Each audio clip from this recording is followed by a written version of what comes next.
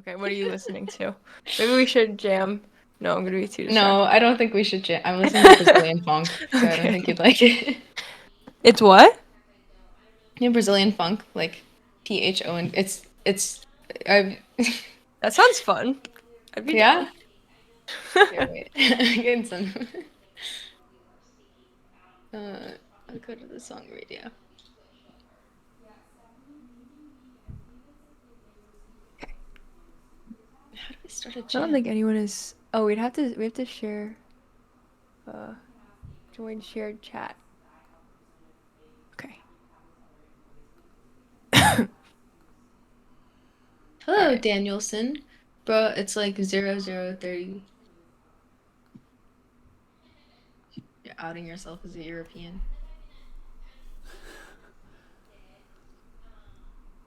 I don't know how to start a jam. Oh. No, it took. I will probably like blunder all my pieces on move 5 if I listen to Brazilian funk. Yeah, it's Not just for gonna you to lie. see. There you go, you can see. Oh, hello, people. Flexing your education. Hello, Moneylayer. Hello, Infinity Life and Jenny. Everyone, can we show them that we're matching? Yes. Look what Anushka got me. She didn't even know my Aw. favorite color was green, and then she got it for me. And I was like, "How did you know my favorite color was green?" She was like, "You just give green," which was the best compliment I've ever received in my life. It looks kind of greasy, so we're just gonna ignore that. Okay, mine is too. Yours looks white on the camera. It's because I have like 500 lights on me. It's blue. No. Yeah. Yeah.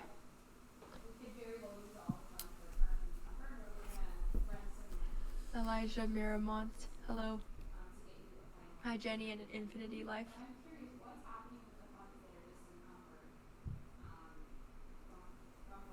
I'm ready. All right. Should we do like a 1 minute check-in on your training? Sure. Tell me anything that happened in the first week. I know, Rachel, that Yeah, for me, it's you were in been. I Vegas. just got back. Yeah, I got back at like midnight last night. So Nice. just spare time, just doing like puzzles in my spare time. But like there was never like a sit down time that I had. Mm-hmm. Um, So you've done a so little bit of tactics here and there. yeah, just trying to get through the chessable course. Cool. Um, yeah, Which but chessable I course? watched a lot of chess this weekend. Need to find the exact name. Okay. But I watched a lot of chess this weekend, so For sure. listening to Judith Polgar and Peter Lecko like talking about the positions, I think definitely helped me. It's Yeah. like indirect chess studying, I guess. For sure. So Yeah. Just casual. yeah, hearing what they Yeah, have I to say mean, you was can get a certain amount just from being around it. Also, if you're paying attention, like, oh yeah, you can also get even more. Like, if somebody's like watching and like thinking in their head, like, oh, I think white should do this, or I think black's better, and then when they tell you who they think is better, right? It's just constant corrections, so to speak, right? Or little adjustments you can make. Can be super helpful. I know. Like there was a game Hans versus Levon, and it was like bishops, opposite color bishops and pawns on different sides of the board. Mm-hmm. And Hans missed a win, and that was like a super educational game for me to just listen in on for sure. That was an end game, Yeah. or Yeah. yeah, cool, That specifically was in game. Also, nice. the course is called Improve Your Chess Tactics. Okay, 700 puzzles. Yeah, it's called Improve Your Chess Tactics. cool. I think Anushka told me to get it a while I ago. did?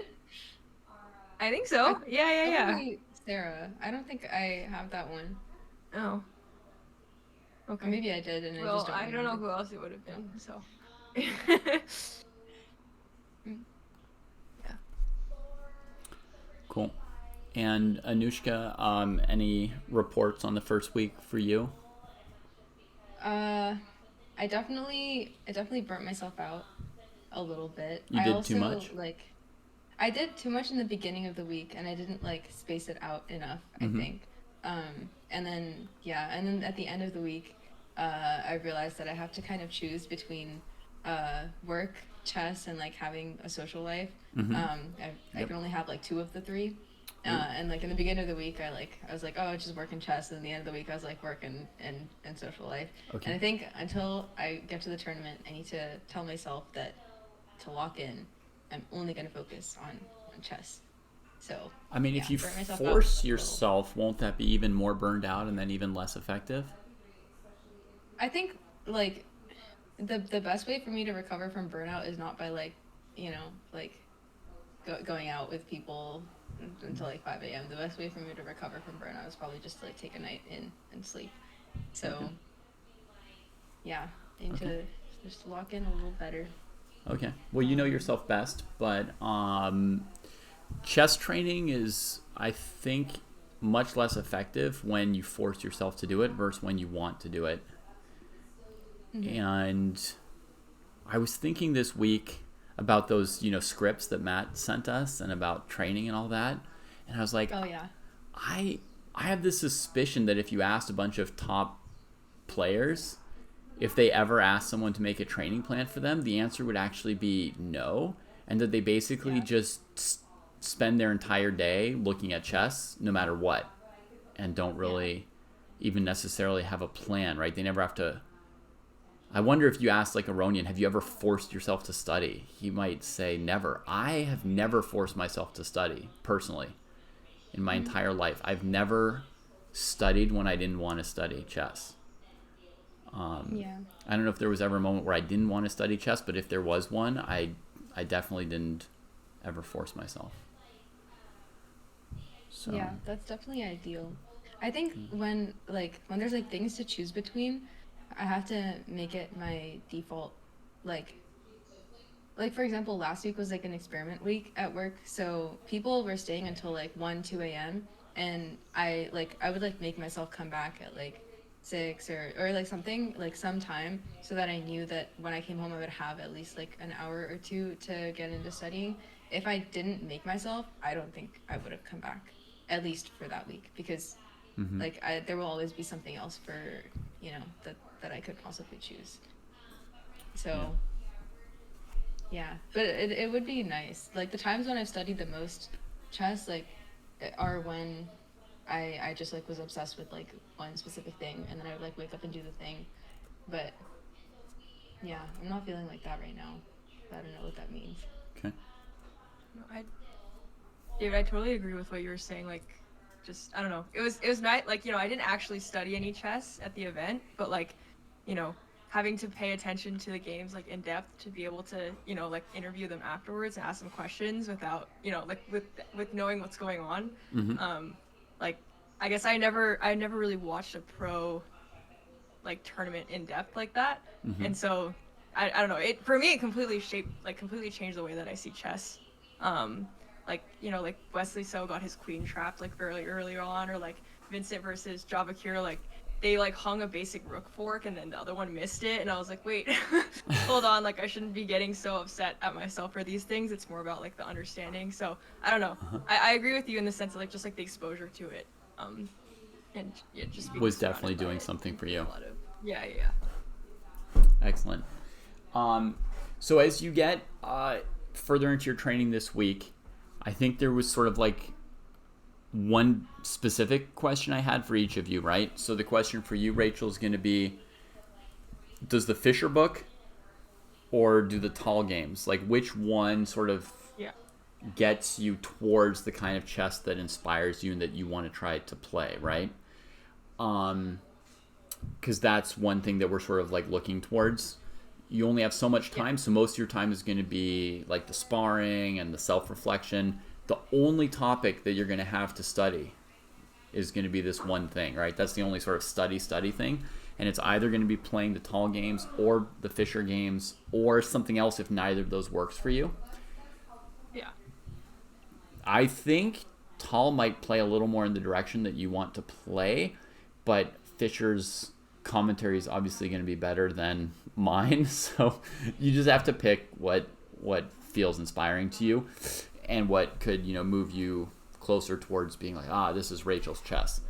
And then on your side, Anushka, the one question that I have is sort of which source of tactics is going to hit the right difficulty level for you, right? Because we want to move you from like 1 to 2 minute tactics to like 5 to 6 to 7 minute tactics, right? So just like a slightly harder level of calculation, but then still with some accuracy. So as you're doing some tactic sessions, you know, just if something's not quite right, reject it, try something else. If something seems to be working, try it again, and you can always discuss with me how that's going. Those are I'll definitely look. Yeah. Oh, sorry. I was just gonna say I'll definitely look through or I'll watch both the videos you sent me on the tall stuff, and then I'll definitely go through a couple of Fischer games, and then I'll tell you my feedback. Yeah. So far. And you could even just do 1 and 1, and that might be enough for you to know, right? And then waste no time on something that doesn't inspire you. Yeah, because that study part, by the way, Rachel, is only really useful if it's inspiring you. If it's not inspiring you, like, you just might as well just skip that part completely and just do the other pieces of your training. Yeah. Okay. Yeah, and then beyond those are 2 questions that I knew I had about the training programs that I made for you. Those are 2 things where I wasn't sure, and I was like, we have to test and like see what works. But there could be things that I thought would work that I was just wrong about. So if you have any problem or issue with the training program, if something's burning you out, or you hate doing something, or you want to do more of something but I didn't put it there for you, whatever it is, let me know and we can discuss how to adjust it. Yeah, I'm still like very far away from figuring out like what exact tactics will get me to that range that you were talking about. Mm-hmm. But I just need to take days doing different websites and just see. Yeah. Or maybe as I get farther in on this course, it'll get harder. Because right now it's probably like taking me less than 5 minutes usually. Can you skip ahead in the course instead of doing everything in the course? No, I think they're still good puzzles. Like it doesn't, I don't see them right away. But yeah, I'm starting from the beginning. Right, but if these puzzles are taking you 3 minutes, could you try skipping ahead a chapter and seeing if they get harder? Yeah. I'll try that. Because there's no rule that says you have to read entire books or you have to do every puzzle in a book, right? Yeah. If it's 8 chapters, you might be entering it at a level 6 chapter level already, and then that's just what we want you to do with your time. Right. Okay. Ideally, I don't want to waste any of either of your times, right? So that's why I'd like to optimize anything we can. Okay. So let's get into opening sparring. We've done endgame sparring quite a bit, the 2 of you, so you're definitely already comfortable with the idea of like switching sides, seeing both sides of a position. You understand why it might help you to play the black side to have played the white side of an endgame. The same is going to apply to opening sparring.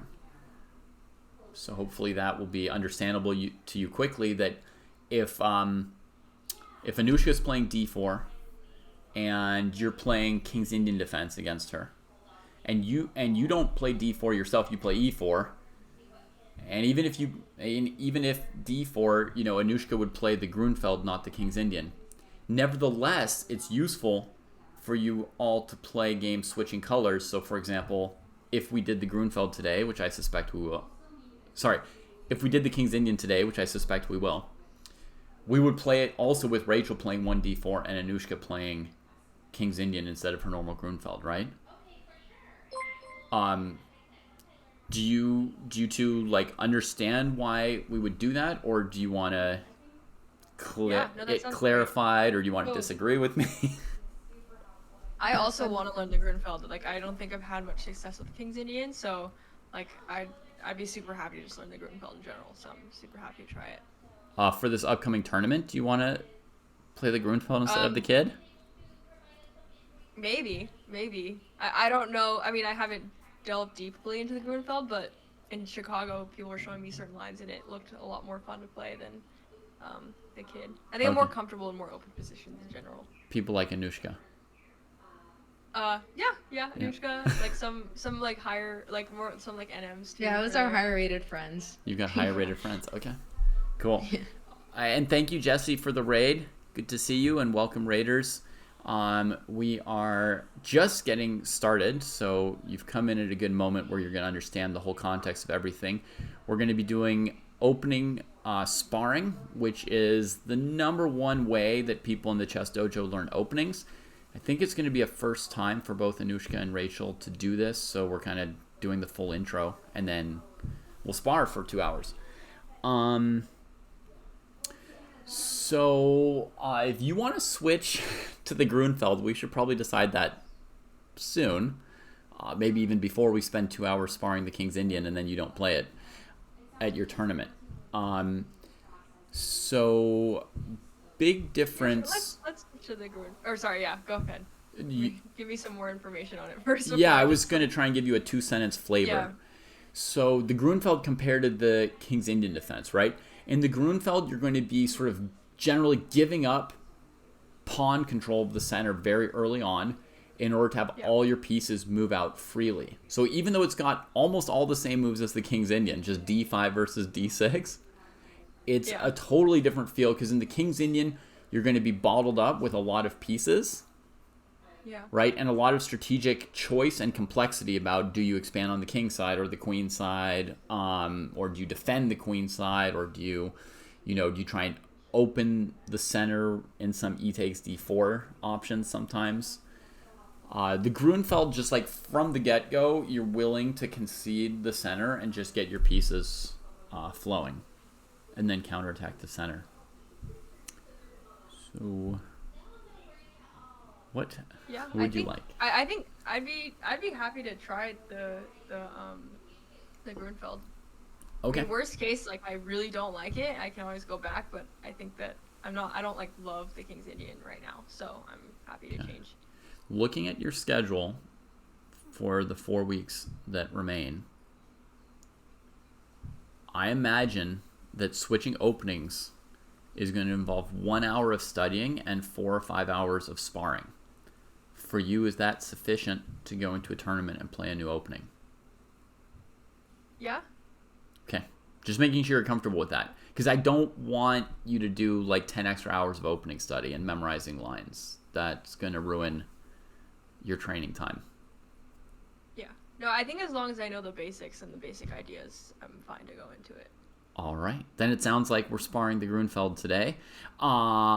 Oops, but before I get ahead of myself with that. So you're going to play white and black, and then you're supposed to select positions.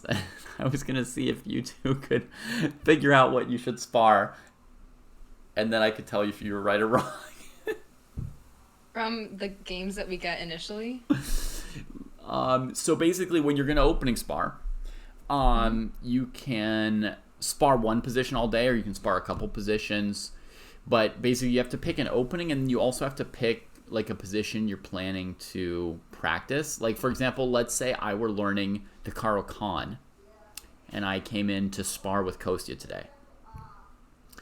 I would have picked like a position that I think is typical from the advanced Karo Khan or something like that, or maybe two positions that are typical from the advanced Karo Khan, and we would play those positions all day. I wouldn't just say, play the Karo Khan, go, and then we just see what line we get, because if one game I play the advanced and then the next game he plays the Panov Botvinnik and then I play the fantasy variation and then he plays the two knights, we're not going to get deep into anything. And so the process where your knowledge gets deeper and then it means more and there's like connections, that whole forming of connections and deepening and trying an idea and seeing why it doesn't work and trying a different idea the next game, that whole thing will be missing, and so the retention will be much worse. Okay. You see what I mean? Like, ideally, you like see an idea that looks interesting, you try it, you get a bad position, you try a different idea, you get a better position, and that's like a very good way for most brains to learn. Okay. So Anushka, maybe you could take a stab at picking like a position or two that we could spar today. You have any thoughts? I could do that for the King's Indian, but yeah, for the Grunfeld, I've never played it, so I have no... The thing is, Rachel and I have played the King's Indian, like, our Averback King's Indian against each other so many times that, like, I mean, it's not like we play the same thing every time, but, like, we do know, like, what the first 15 moves of the game are going to... Like, we played it blindfolded, and we just kind of, like, rattled off the first, like, I don't even know how many moves, because we've just done it so many times. Okay, so you've kind of sparred the King's Indian already, in a way. That's the thing that we've sparred the most. And then we've done the Alapin like a couple of times. Or like her playing the Alapin, me playing Sicilian. Right. I don't like the Alapin. Exactly, because you're playing against it. No, I love playing against it. The Elephant is the one opening that I love. All the other ones are interchangeable, can be interchangeable, but the Elephant I refused. It's just not good. I'm just not good enough at playing against it, but once I get better, you'll see that it's just not that good. Yeah, you'll disabuse her of her love. All right, so for today, Anushka, could you give us one or two Grunfeld positions? Sure. To get Rachel started in the right direction. Okay, I have an idea of which two. I don't know if they're going to be good ones, but there's one like symmetrical line where they don't go into the mainline Grunfeld stuff, and then there's one like mainline Grunfeld that I think would probably be useful. Okay, so Paladin Archer in the chat loves the Elephant as well. Shout out to Paladin. Yeah. And then Bishop Star says, I have no clue how to play against the Elephant with black. So, there you go. All right. Oh, Team Elephant. I'm ready to take some moves, Sanushka. Tell us where to go. Oh, okay. I was trying to make a PGM. Okay. Oh, so cool. D4, knight f6. And then C4, and then G6, knight C3, bishop. Oh, D5, sorry. C takes, knight takes, E4, knight takes C3, B takes C3, bishop G7, bishop C4, C5, knight E2, castles. And I guess this would be a good starting, or like where I would want to start. Awesome. That's a great one to start with. Yeah. And what's the second one you have in mind? Just like when they do like symmetrical stuff. So same thing, D4, knight f6, C4, G6, and then knight C3, D5, and then they just like leave it there. Like they go like knight F3, I think, bishop G7, and then G3, castles, and then I think castles. They still need to play bishop G2, I guess, right? Yeah. I don't remember if this is actually the right way to play. I'm sort of forgetting. Wait, let me flip the board. Maybe that'll make it better for me. Sure. Bishop G7.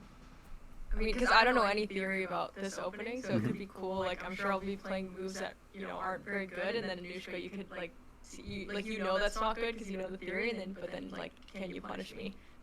That could be, like, the direction of it, maybe. Yeah. I'm trying to figure out how, I think C6. You want to get to the positions where black plays C6? Okay.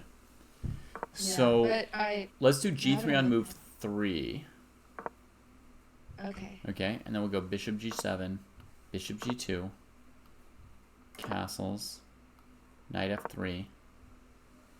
Is that a good position to play C6 and then D5?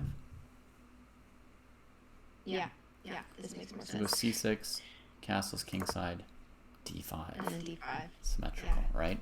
So basically, because white's holding back knight C3, oh wait, none of my moves are showing.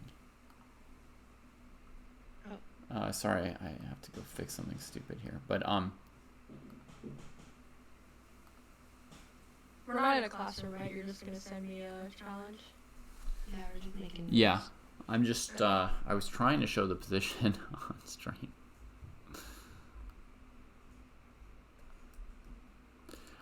Squad goals for real.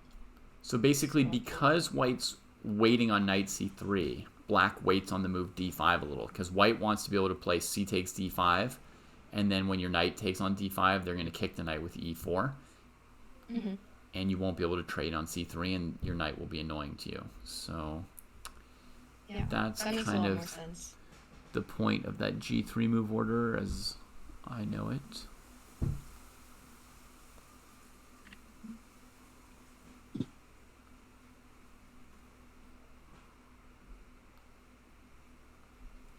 Okay, maybe we'll start with the classic position and then do the symmetrical next. Okay. So, and I think just to be fair to Rachel, we'll just tell her the reasoning behind these first 7 or 8 moves as like a basic orientation for her. Okay. I'm going to be right back. You can start talking, but I'll be right back. All right. So Rachel, can you follow along or see it somewhere or play the moves yourself that I am going to call out here? Yeah. Should we make a classroom? Or if you're gonna make arrows and stuff like that, that could be. I won't. Okay, maybe. But otherwise, you could just give me the names of. You just give me the moves, and I can put them on analysis board. Okay. It's gonna be pretty simple, just one line, no sidetracks, just so that you understand the point of them. So, we start d4, knight f6. Okay. And so the point of knight f6 is to stop white from putting the pawn on e4. E4. Right. So white plays c4. Which is not really developing a piece, right?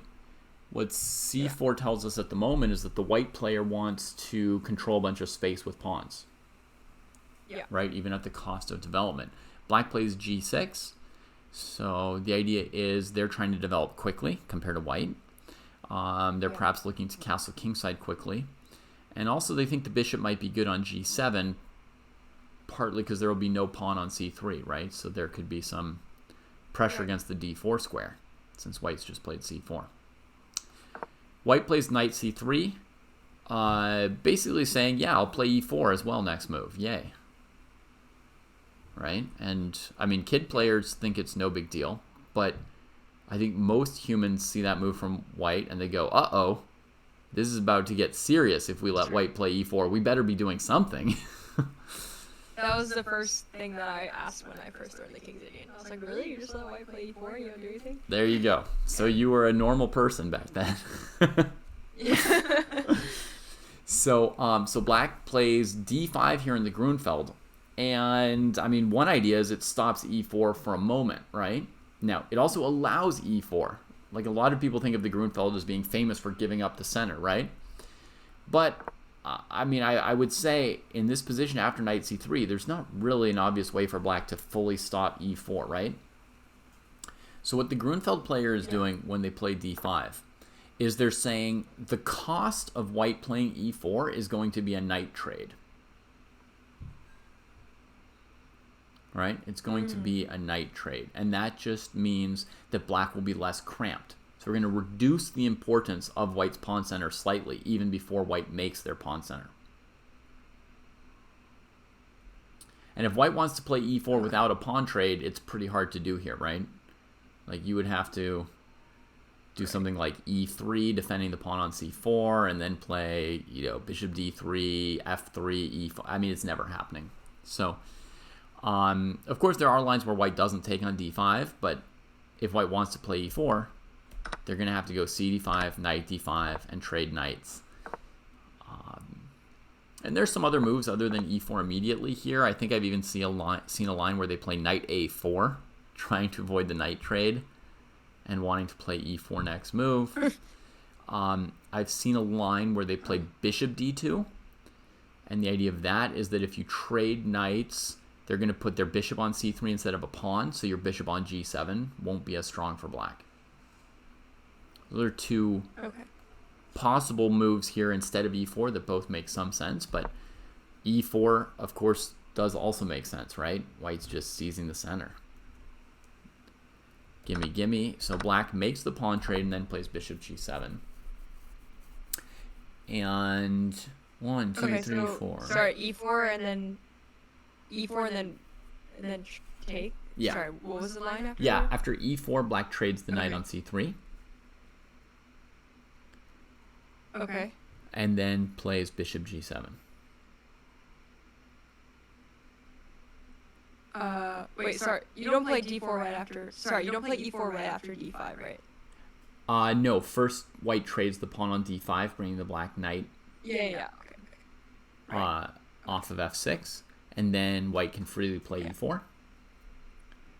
Black trades the knight and goes bishop g7. So looking at this position, I think white's asset is kind of staring us in the face, right? Like, if you don't realize what white has done in the first 6 moves of this game, you're not looking, right? They've built quite a nice looking pawn center. d4 and e4 next to each other plus that c pawn supporting it, right? And what has black done? Well, part of what they've done is the piece trade, right? Another thing they've done is they've put their bishop on the long diagonal, and they've gained 1 tempo over this whole series of moves, which basically happened when white played c4. So instead of white being ahead half a tempo, black's ahead half a tempo at this point in the opening. Meaning, I don't know how you guys judge when you've finished the opening or when you've finished development or who's ahead or behind, but one simple way that I do is I just check how many moves would it take for the rooks to see each other. So to get everybody out of the way of the rooks. So for black, that's castling, queen move, bishop move, knight move. So it would be 4 moves, and for white, it's 5 moves. So, so we see that black's got, a little speck of time to use maybe on the counterattack. And so we're going to play 2 more moves here because there are definitely branches here. So Anushka, by the way, Anushka, you picked perfect positions for sparring. Thank you. Because had Anushka stopped here as your sparring position, Rachel, there'd be too many different possibilities, so you wouldn't drill in enough, right? Because white could be playing bishop e3, or bishop c4, or knight f3, or rook b1, and we're going to get quite a different feeling. Right. Okay, so but instead she gave a particular option for white, which is playing bishop c4. The point of bishop c4 is largely development, but white's also preparing to defend the pawn on d4 with their knight. And they know that if they play knight f3, black always has the resource of bishop g4, increasing pressure. White knows from experience and logic, perhaps, that black's going to play c5 to counterattack the center and improve the bishop on g7's power. Right? Yeah. So knowing that c5's coming, white is saying, how am I going to defend d4 when c5 comes? Am I going to defend it, or am I going to take on c5, or am I going to push d5? Or just ignore it and sack the pawn, I suppose, right? So with this move, bishop c4, white's preparing to defend the pawn with the knight. And then Anushka gives us c5, right, putting on that pressure. And now we reveal the point of bishop c4 was knight e2. Now against bishop g4, white could always play f3, and the d-pawn is still defended. Yeah. And Anushka is going to castle for black, and that's our first sparring position. Okay, and this still gives us some room. It's basically perfect, right? She could have added 3 or 4 more moves of theory if she wanted, but then she'd be sort of forcing the game down a certain variation a little bit deep. This is just the perfect depth for the two of you immediately, this position, and also the one she picked for the symmetrical variation. Okay, so now the idea is for you to grab this fen, play each other back and forth. We can pick a time control anywhere between 5 and 15 minutes. And sometimes people think the sparring is very prescriptive, but there's a little bit of a gray area here. There's two more factors you select before you start going. One is, do you want to play 5-minute games, 10-minute games, 15-minute games? Do you want a couple second increment or not? The other big question is, are you planning to play full games or just till about move 15? In general, when you're completely new to an opening, you play full games because you have like no experience with like the middle game plans, the end games that you typically get, etc. So it's really good for you to see what the full scope of a game looks like, right? Does black tend to get checkmated on the king side? Does white tend to get checkmated on the king side? Or does the opening produce a lot of end games, or etc., right? When you know an opening relatively well and you've been playing it for a while and you're just trying to hone in how well you play the opening phase and just, getting deeper on some ideas, then often you're playing to move 15, or if you're a master, to move 20, and just evaluating, did you get a good or bad position out of the opening? You just cut off the game at that point. You just stop at an agreed upon move, 15, 18, 20, and then you and your sparring partner decide who got the better of the opening, right? So you would say, Anushka would say, okay, like, we can stop here. Like white's, got a great game. Rachel, you didn't get enough counterplay at all. And you'd say, what? Like, I've got so much play. Black's position was great. Your center was falling apart any moment now. And you could argue about it. Or you might both be in agreement, right? And you say, yep, not trying that again. And then you just go back and you play a different move somewhere along the way. For us today, I feel like we would start with full games. Does that sound okay? Yeah, that sounds good. And maybe something like 5+2 so we can get a good number of games in. Oh, that sounds good. Yeah. Yeah? All right. Cool. And then every game we'll stop and talk for between 2 and 10 minutes, depending how you are feeling. And then we'll start another game. And I'll just do some running live commentary here, so that'll just be an extra resource for you that you wouldn't normally have, but you could always go back and watch the VOD and see like what I thought about the position that you had. Okay. So yeah, I guess whenever you're ready, you can send a challenge and. Okay. I'm making. Could you do it? Yeah. Yes. I think I have the moves memorized. Nice. Send it from the fen. Oh yeah, sorry. You don't. Oh yeah. You can just play from the starting position. You don't need to use a fen with opening sparring because it's only saving you 5 or 6 moves, and actually it can be good to just get used to those moves, especially for Rachel here. Okay. Yeah, so you can actually just nice. send a normal challenge. Sorry about the confusion with the fen. Oh, that's great, actually. So 5-2, and then should I play as white first, or should Rachel play as white first? Just Either? Okay. I'll flip put it. up to ChessCom. Yeah. Oh boy. I hope I remember the line. We'll see. Okay.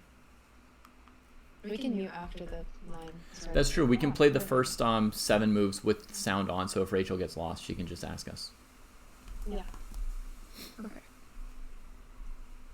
Sorry. When I started the game, the whole chess.com thing. Okay. The format switched up on me. Sorry. Give me a sec. Okay. It just got watched on my stream. Okay. Should be okay now. I think it was this. Yeah. And then it was this and this. And this. And this. And this. Right? Got it. Okay. Cool. Okay. Oh god. Okay. Okay, folks. Oh, I'm supposed to mute. Sorry. So for people on my channels, I've just muted myself on Discord so they can't hear me. And now they're playing a 5-2. So hopefully that should be done as far as any echoes and stuff. All right. So they're off. So they both get castled. Very, very important point early on in the Grunfeld is always this d4 square, right? That's the number one question early on is how many attackers are on this? How many defenders, right? So when you're looking at this position, you should always know whether or not Black's threatening to take on d4 or not, right? So here Black's got 3 attackers on d4. White's got 3 defenders on d4. So it's 3-3, it's balanced. When Anushka plays knight c6, she threatens the pawn because she attacks it a 4th time. And here, by the way, with white castled, they can totally consider all the options we mentioned. Defending the pawn, like Rachel did, or pushing d5, just pushing past, or taking on c5. There's some positions early on where you can't play d5 because of bishop takes c3 check, winning the rook on a1. But here, definitely white could play d5 if they wanted to. And it would crush black, except that knight e5 hits the bishop, and knight a5 as well. So black does get a tempo to avoid getting crushed. But d5 is definitely still interesting. It might be the best move here. I'm used to people often trading once here as black and then playing knight c6. So So I'm wondering if maybe knight c6 allows a good d5 for white. But we got bishop e3 and a trade.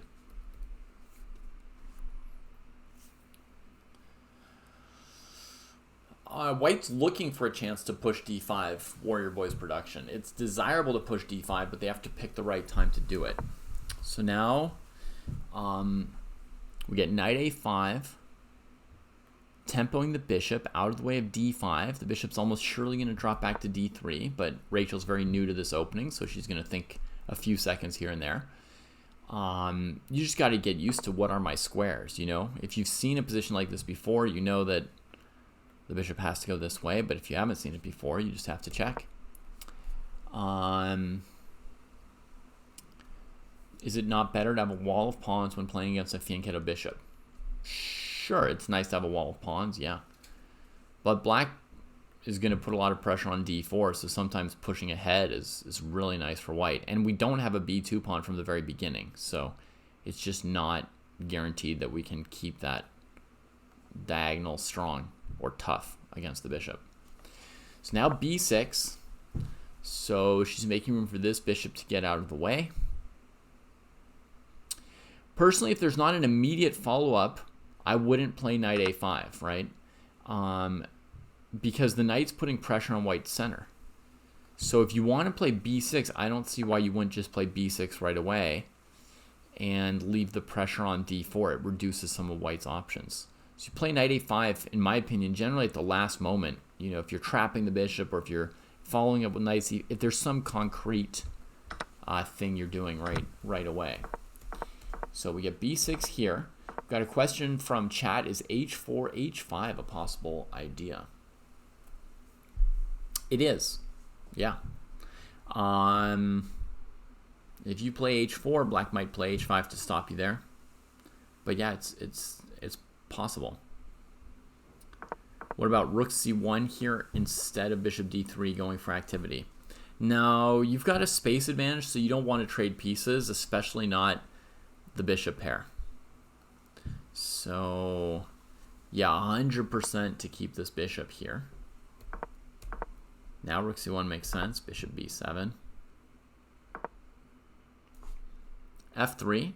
So that's blunting the bishop on b7, holding the center. So far, black hasn't achieved any clear counterplay against white's center, right? It's properly protected. And black did find piece squares, right? Squares for all the minor pieces. That's one of the really nice things about this opening. With queen d7, there's even room for the queen, and the rooks can get to the open file. Queen d2, and we get rook c8, looking to trade queens.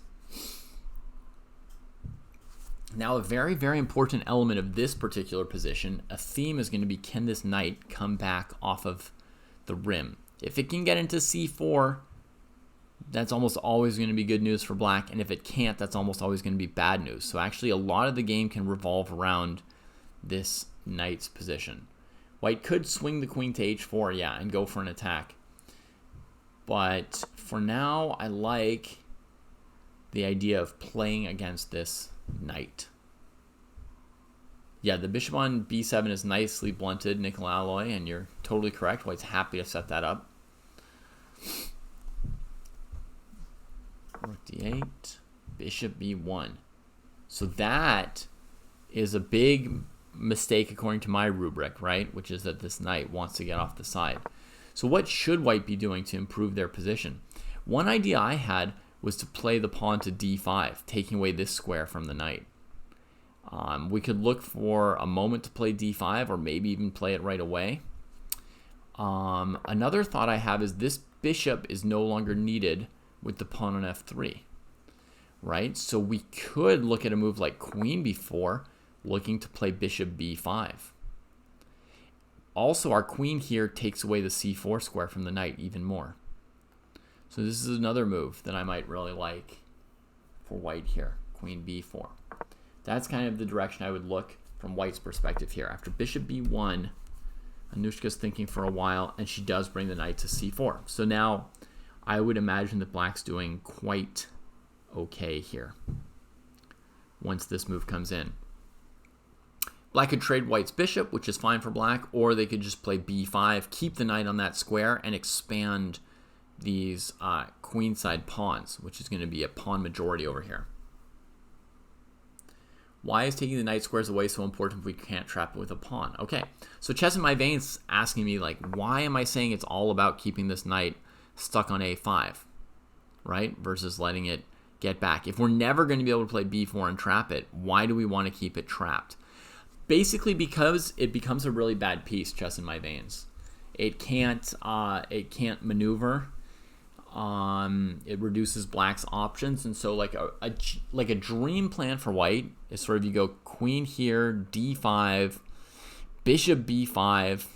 Their queen's almost out of squares, right? Queen d6 maybe, and then you can trade that queen. Maybe they take with the pawn, and you can bring the knight to d4, preparing to come into c6 at some point, or you could play bishop f4, targeting that pawn. And black's knight can't respond to anything that's happening, so it can't defend the d6 pawn. It can't challenge white's pieces on nice squares in the center. It gradually, the knight on a5 will drag down a whole position. The whole position, if it can't get to a good square. Okay, simple trades from Bloodqueen, and then the bishop that was biting on e4 comes to a good square.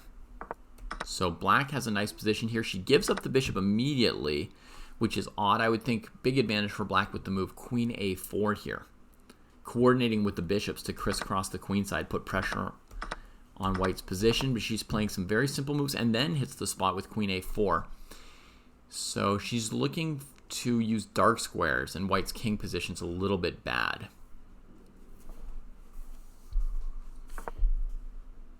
Rook here challenging her and keeping the bishop off d4 probably.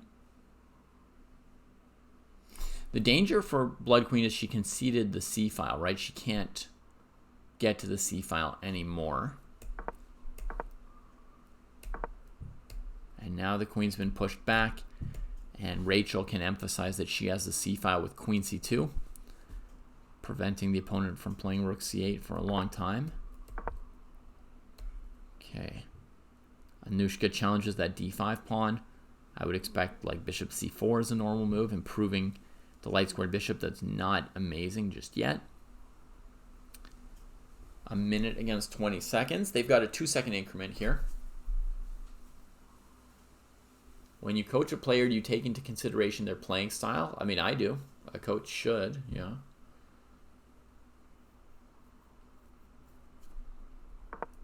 Bishop b5. Threatening rook takes e6, but not really defending the pawn on d5 that I can tell against pawn takes pawn.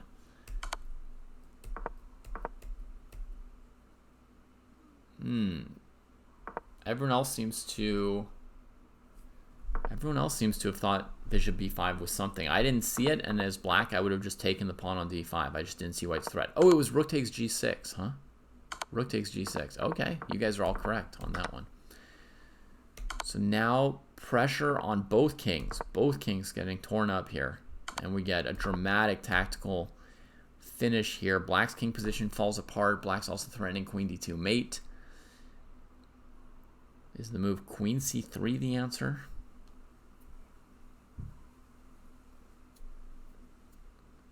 If not for queen d2 being mate, the move rook takes c5 might be a good exchange sack, because that rook's kind of weird there, but queen c3 is the answer, and Bloodqueen was ready for it. She had an instant move prepared. Now bishop c4 should be winning. Ooh, misses queen h8. But lots of good moves here now. And yeah, maybe there was no defense to rook f6 either, as well as queen h8, so maybe it didn't matter. She just played the win that she saw first. Yeah, I guess king e7, queen e5, king c8, bishop e6. Yeah, white's winning no matter what at this point. So taking on f7 did not work out for black. They needed some other kind of move there.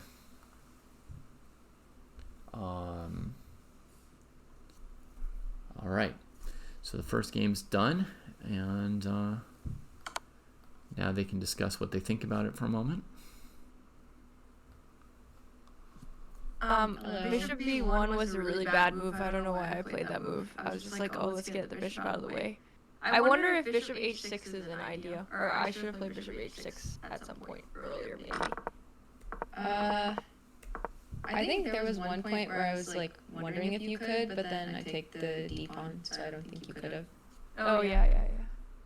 And after you played rook c8, I was like, maybe it would have been better to take it first. I'm not sure exactly. Like, I don't know what the difference is leaving all the rooks rather than trading one pair of rooks or something. Yeah, that's a good point. Yeah, I just kind of blitzed. Yeah, bishop b1 was so bad. I blitzed that and I was like, oh my god, this is terrible.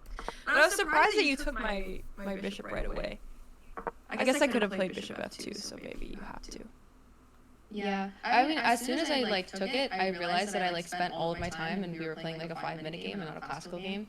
And then I just like, I was, all of these decisions were made on like pure instinct, so I don't have a whole lot to say after I took the bishop.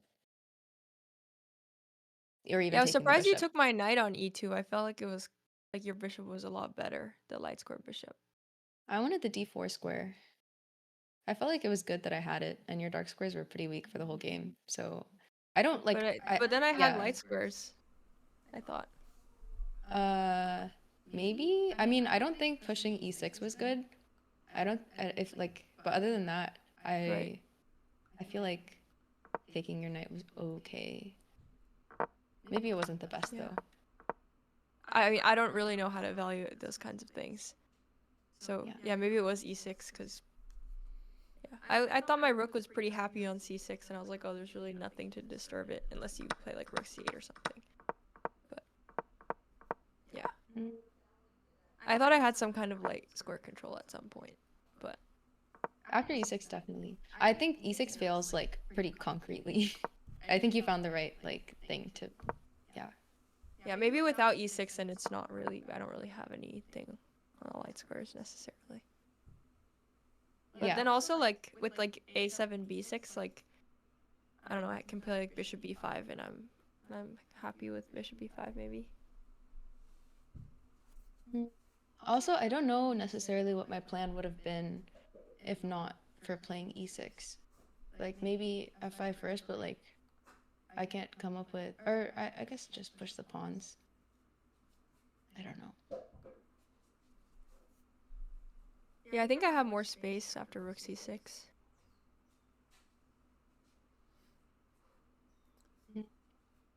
So, by the way, all this discussion of stuff that happens late in the middle game or even potentially in an end game, right?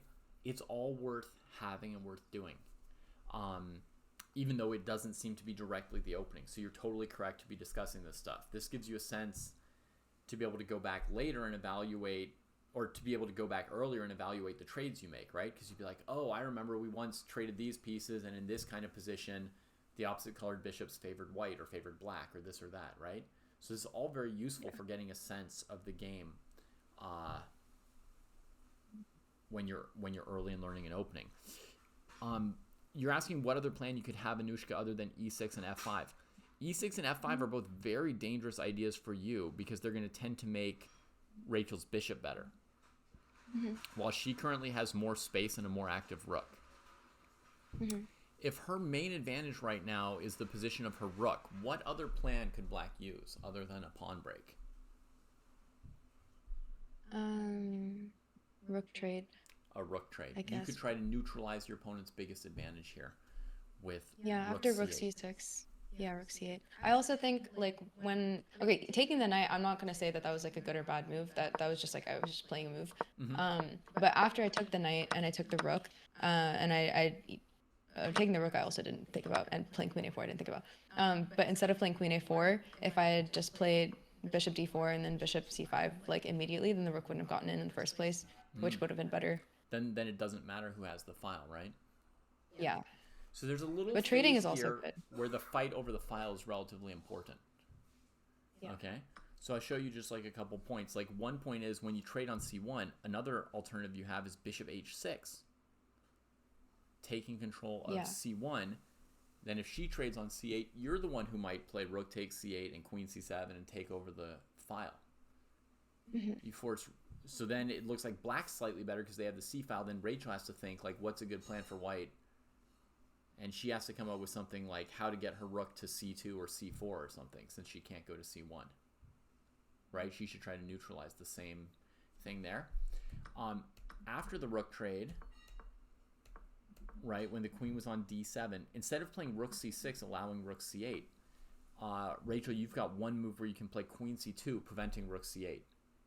Now there's definitely pressure on Anushka to defend once you grab the c file fully there.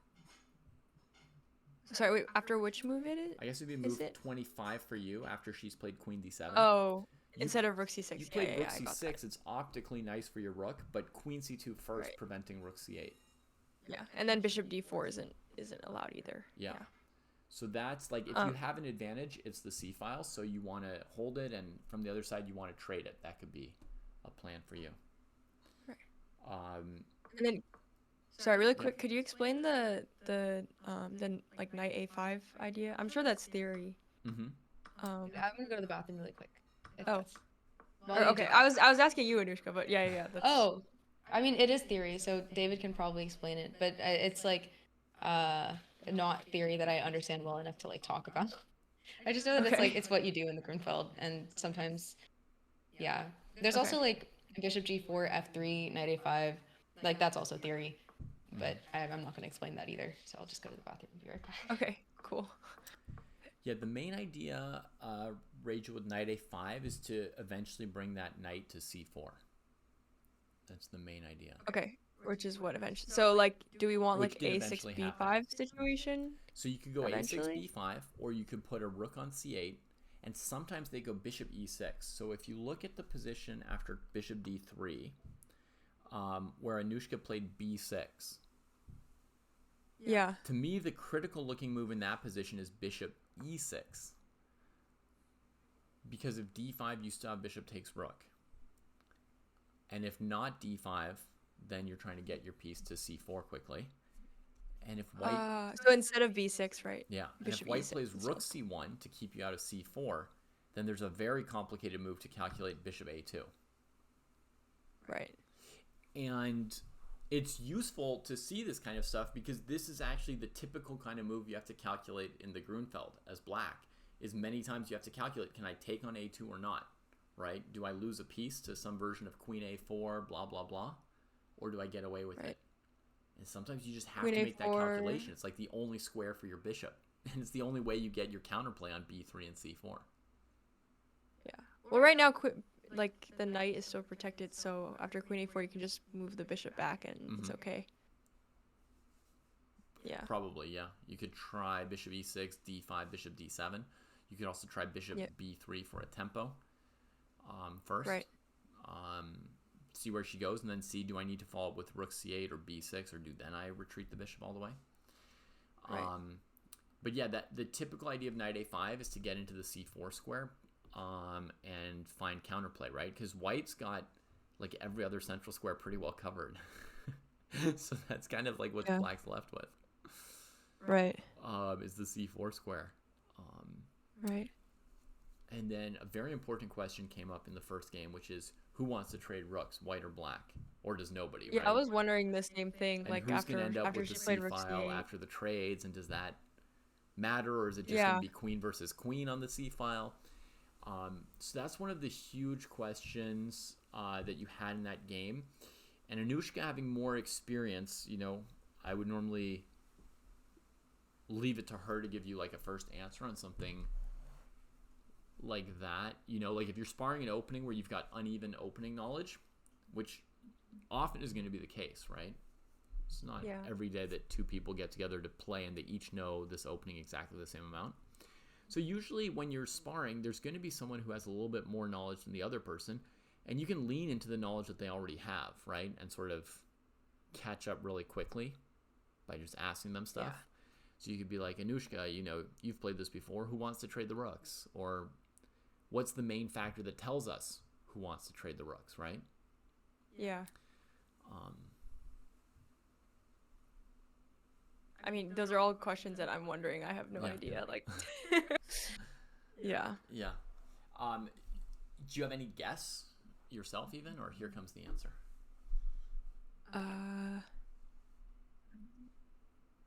I mean, it seems like the C file was really important, and I don't. That's not like an answer, but you know, It's a part answer, right? Because you could be leaning towards whoever ends up with the C file is the person who will be favored by some series of exchanges. That sometimes leads to a standoff, right? Because if you trade, the other person recaptures, then oh shoot, they've got the file.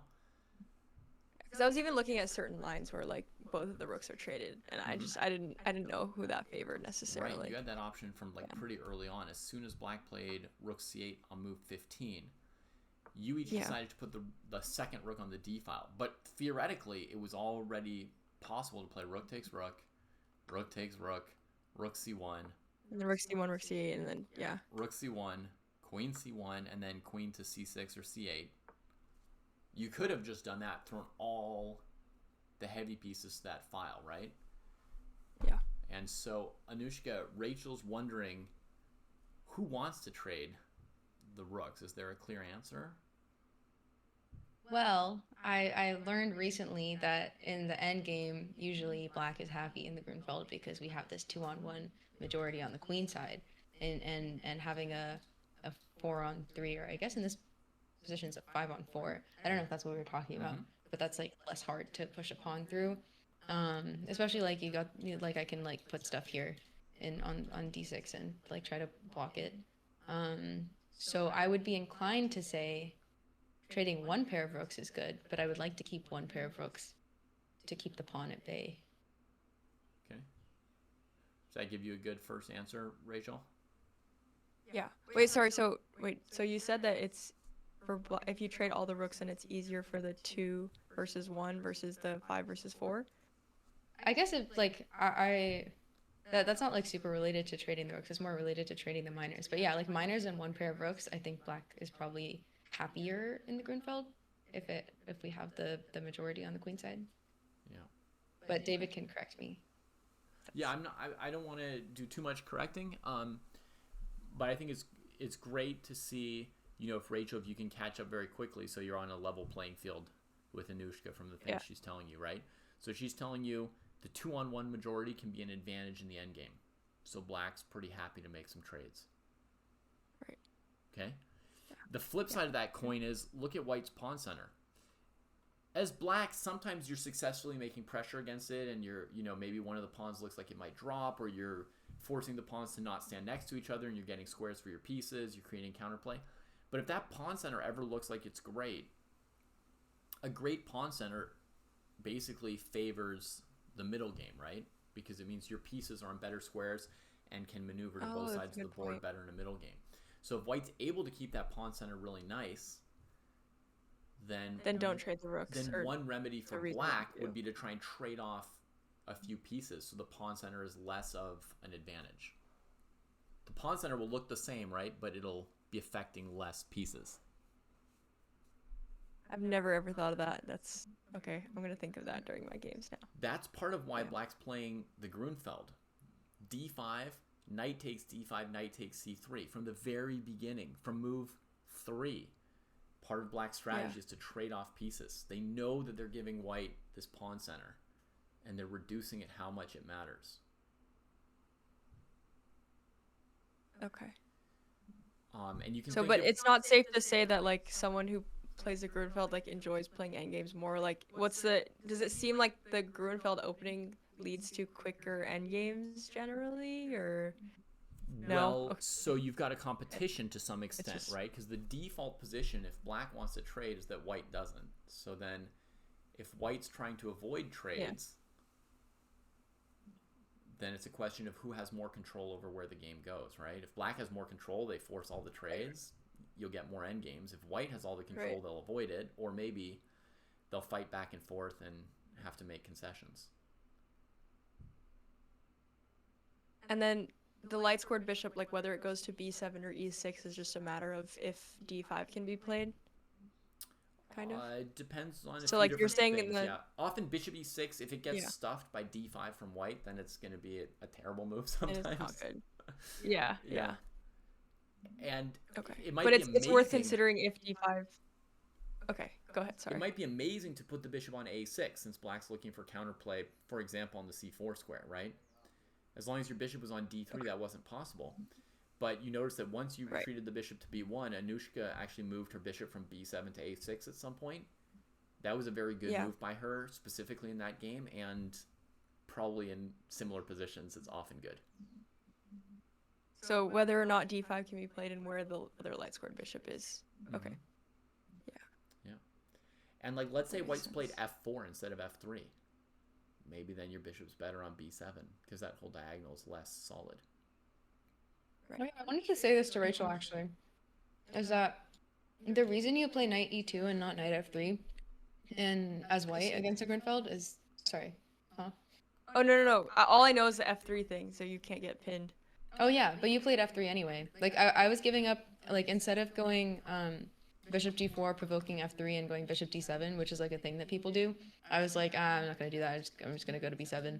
Then you don't play f3. Well, I don't know, but you played f3 anyway, and I was happy about that. I don't know if I should have been, but I wanted to talk to you about it. It definitely weakens, I think, the white side a little bit. Like the bishop on e3 and had problems. I was thinking about f4, but I felt like that was just doing too much. Like if I ever push after that, I wasn't sure.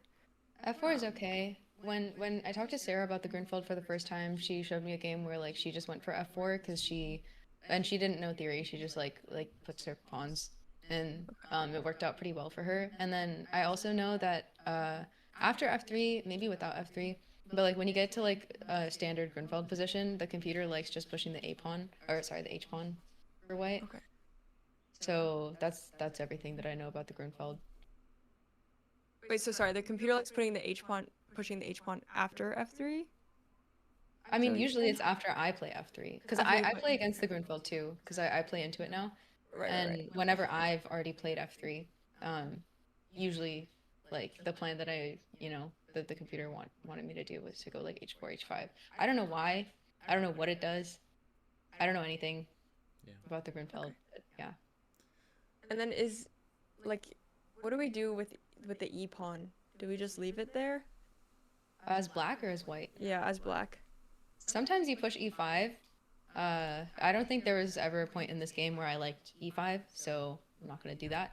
And there's some lines in the Grunfeld where you stay in the center, and I know in those lines, like, f5 is good, e6, sometimes e5 is good. Like, you push the pawn sometimes, but also sometimes you don't push the pawn, and when it's, like, normal-looking Grunfeld game like this, I just, like, don't touch it, usually.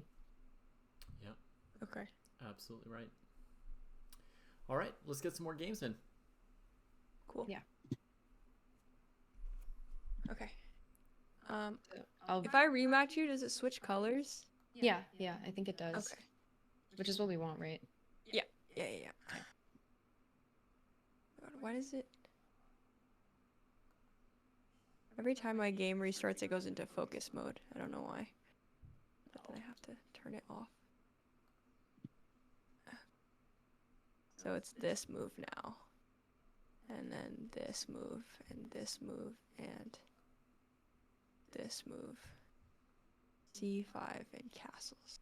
Okay. Goodbye. Goodbye.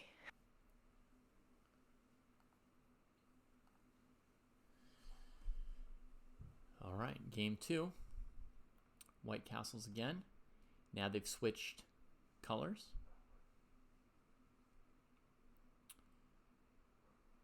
So Rachel's playing her first Grunfeld of her life, I think, here. In the last game, Anushka played knight c6 in this position.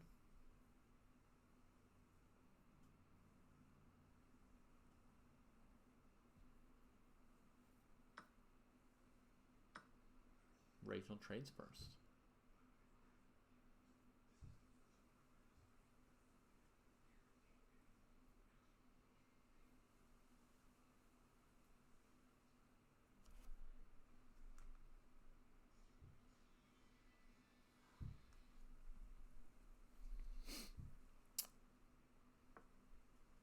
And then knight c6. Attacking that d pawn, and if the d pawn pushes forward, she has bishop takes a1. Very good position for black. So in this position, white almost always plays bishop e3. An alternative move is e5, which is not as good here because it kind of commits the pawns a little bit. It makes it easier for black to pick their squares around those pawns for their pieces. So it's often nice to keep the pawns next to each other for a while. Bishop e3 achieves that. And Rachel was curious about what pushing the e-pawn would do to the position, so now we're going to get to see it. Right? Can white defend d4? No, there's literally no piece that can go defend d4. Does white want to sack d4?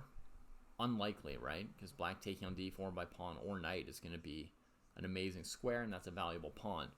So then the question is, do we have any instinct whether we want to push or trade?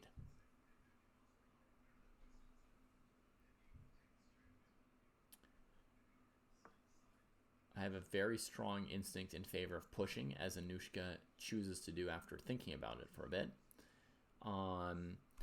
The advantages with d5 are a couple. Number one, we leave that bishop on g7 locked in by that e5 pawn, right? Number two, we get a protected pass pawn here. Nice and strong.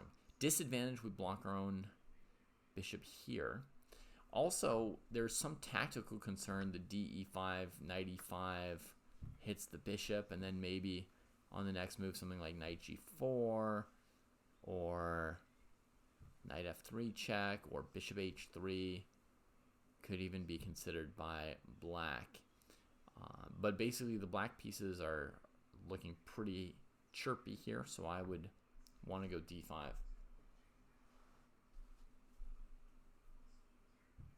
Yeah, prophylaxis says in some lines white sacks the exchange to exploit dark squares. And what that would generally look like would be something like knight a5, bishop d3, bishop e6 looking for knight c4, and then d5 from white, allowing bishop a1, queen a1 with control of the dark squares. This is almost always playable for white. You can just see at first blush that bishop h6 wins back the exchange after f6, bishop f8. That's not what white normally does. They don't take back the exchange, but that already tells you how plausible this is, right? But I think the normal thing that white does is they then play f4, f5. Try to crank the black king side open, which has basically 0 defenders on it right now. Okay, but here we're going to get to see an example of e5. White pushes. If black plays knight d4, it's a pawn sack that doesn't really give any compensation, so it would be down a full pawn for black. Hi, Elise. So we get knight a5. That's what I expected. Bishop d3. And, we're seeing the total, King's Indian player playing the Grunfeld here with Rachel. Now I see why she was asking about e5 and, f5. So she's definitely not calibrated in any way to the Grunfeld yet, which is cool. It's fun to see. It helps answer some questions about the Grunfeld, right? To see these kind of King's Indian moves. So, yeah, normally black would have a pawn on d6 and white would have a pawn on b2 in a King's Indian, right? And then white would be looking to play on the c file and pressure the d6 pawn. That would be the base of black's position and make a mobile pass pawn.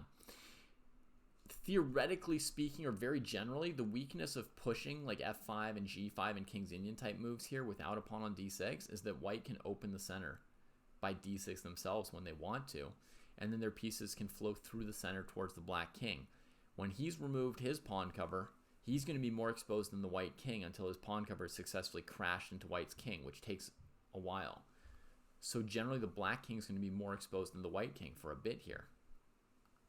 All right, let's see how Bloodqueen reacted to this move. f3 holding her structure. And now we get b6 from Rachel. Queen d2 from white. Rachel reacts as if bishop h6 was threatened, but this bishop is way better than this one, so I don't think that's what was coming. Does she go g5? Yeah, full King's Indian. Rawr! Fear the King's Indian player. I mean, I don't fear the King's Indian player, but, surely some people do. So g4 and stuff is coming. Yeah, it looks terrifying. I believe in white's position entirely.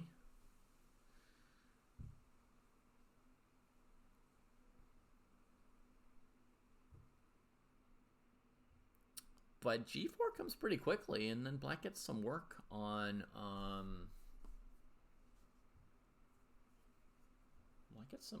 the white king position immediately.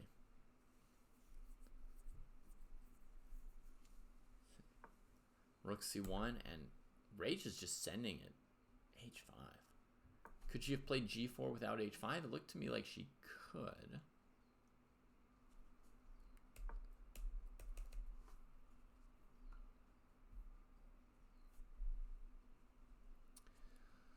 So, ideas for white, maybe queen c3, g4, queen c7. Now white would rather an endgame because this passed pawn will be so strong in the endgame here. Queen c3 gets played, okay.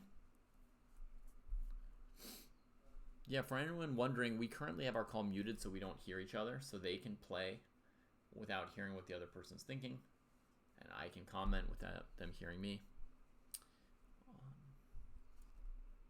Okay, so black could do rook f7 to try and stop queen c7, or black could play g4, queen c7, queen g5, right? Making a square for the queen to dodge the trade.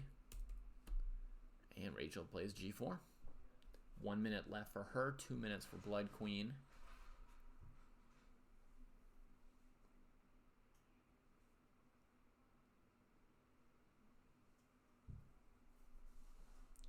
Absolutely. Absolutely. Kostya, I'm guessing. We're really seeing a King's Indian player playing their first game with the Grunfeld, and yeah. She hasn't fully got to the memo yet that it's a different opening. But it's cool because it gives us a whole different look and answers a bunch of questions that we normally wouldn't get. Rachel's talking to her chat, and Anushka's talking to her chat, and I'm talking to my chat, and then we all come back together periodically between games. Queen c7 comes in. This should be a quick move for Rachel. She's got to avoid that queen trade, and she thought about g4, so she should have planned that she had a square for her queen, I think.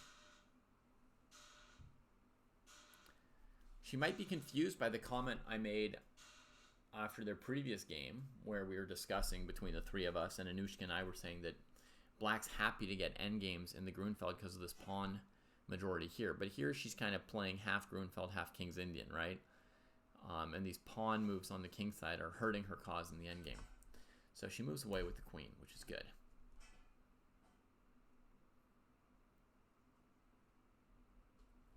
Now, what should white do? Well, d6, d7 comes to mind.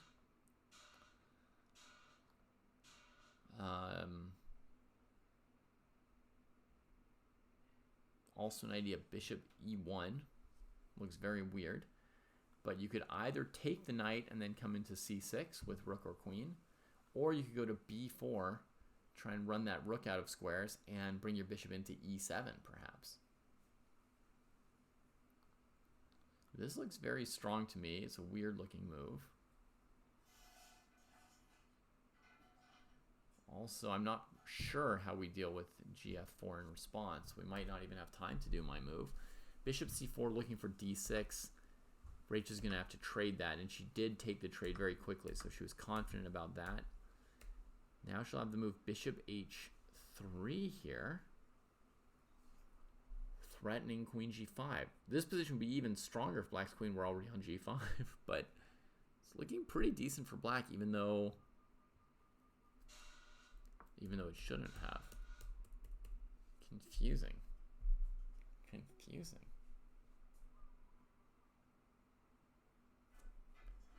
What do we get? Knight g3 to cover the king, but that's a full rook if black takes everything. Wait, and the king is still open. Queen f3. No, doesn't get played. They're down to seconds, but it looks crushing here for Rachel if she spots f3 hanging. She didn't see f3. She plays a different move. Still up a lot of pieces here. Now she spots f3.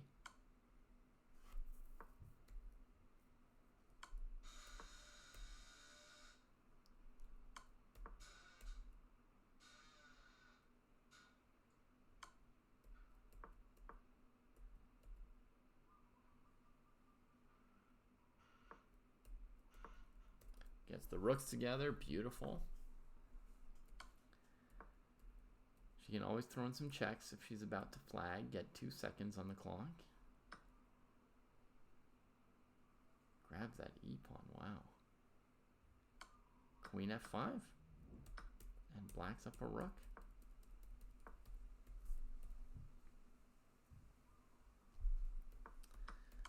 So the first thing we've learned here is that the King's Indian Grunfeld can work, right? You can play f5, f4. And can be very tough for the opponent. Struggling to find a checkmate. There it is, checkmate. All right. Found it.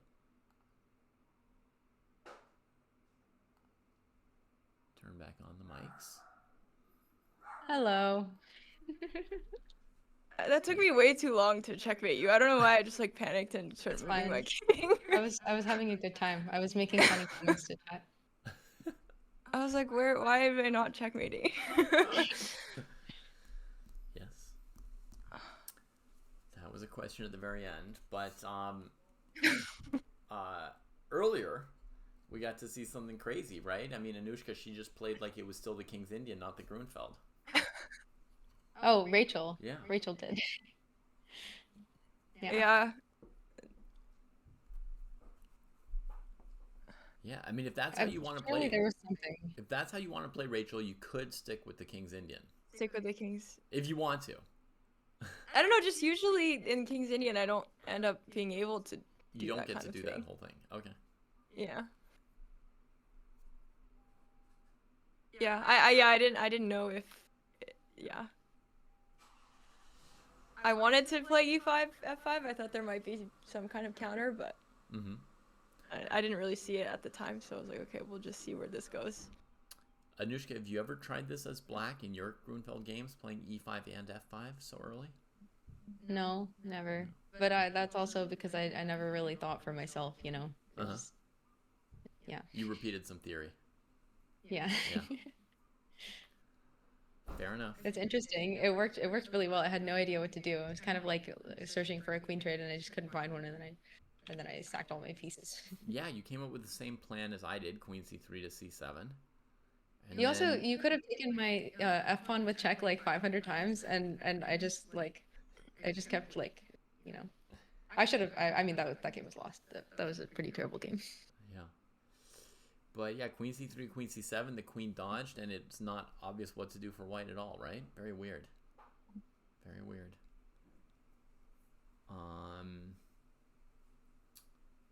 Oh, now I have an idea that's like not that standard that I didn't think of at the speed at which the game was played, but maybe you could have played like king h1, rook g1.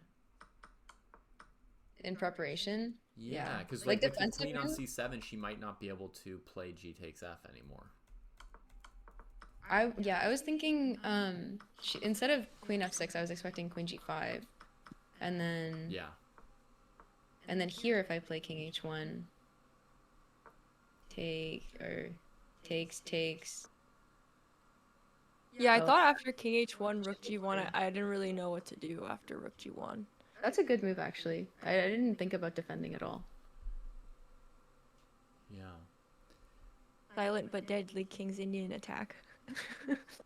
That's I don't know, that's what they call it. Because that bishop h3 is like the most dangerous thing to you, right? Yeah. I didn't even see that coming. That was actually a very good move because I didn't have a good response. I should have like taken the attack more seriously, I think, which is my problem in chess, as I'm learning. Okay. All right, you guys want to flip that around, and Anushka, you could try the e5 f5 plan. Do I have to do that plan? No, you don't have to at all.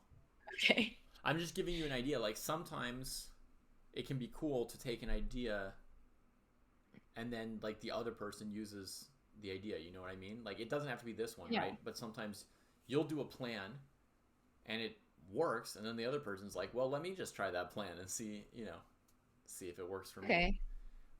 But no, you can play anything you want from the sparring position. Okay.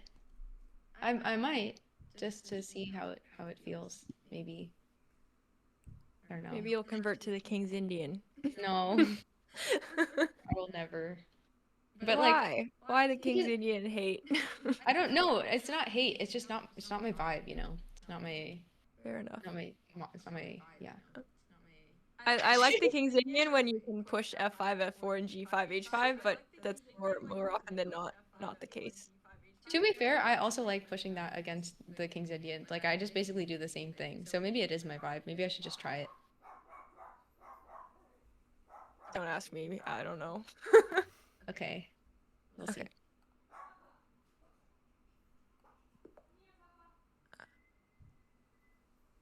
I'm just gonna pre-move everything. Oh my god. Sorry. Every time I reset, it like messes up my. Oh my god! I almost played e4. Okay. All right. Did I do this right? I hope I didn't make a mistake. What? I pre-moved Oh, everything. you pre-moved She's trying to everything? Okay. pre-move the entire opening. Yeah.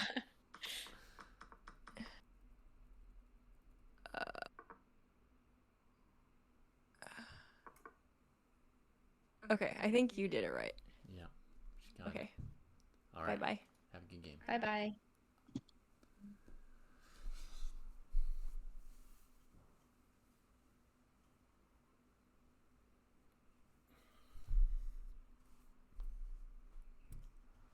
So here in all previous games, White's castled kingside.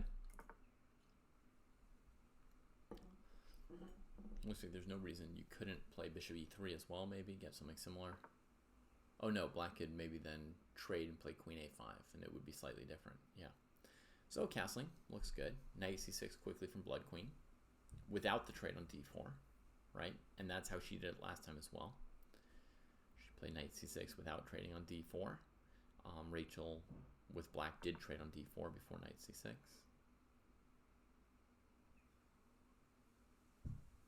Here you definitely it would look very different to play e5 without the trade, right? Because now after d5, the c pawn's still hanging out there. Bishop here. Now does Black play b6 or c4? It'd be rather different, but we're getting the trade. So far following the second game here. And then knight a5. Okay, so back to like the plan from the first game. Knight a5. After bishop d3 in the first game, Anushka played b6 here.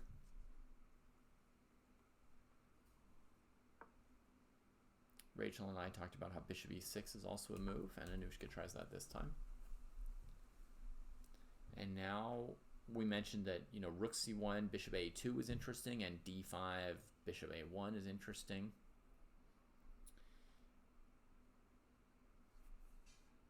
And if White doesn't do one of those interesting moves, Black probably just plops the knight on c4. So White might almost be obliged to go for something interesting. Maybe queen a4 would be another move that stops Black from bringing a piece to c4. So that would be another move I would consider, queen a4. Now, I'd be a little suspicious that Black might play a6, b5 in response. Could be desirable for Black, I'm not sure. Okay, we got rook c1. So the big question, can Black take the pawn?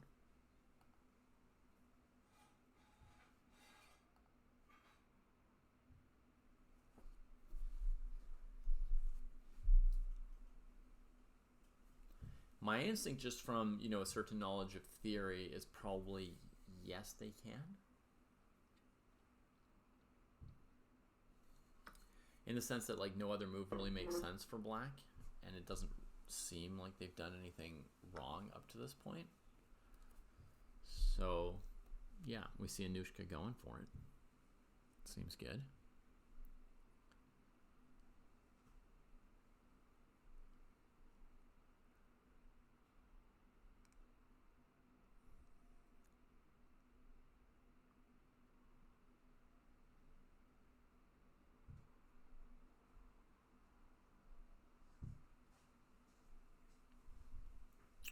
So rook a1, bishop could even maybe retreat to c4, right?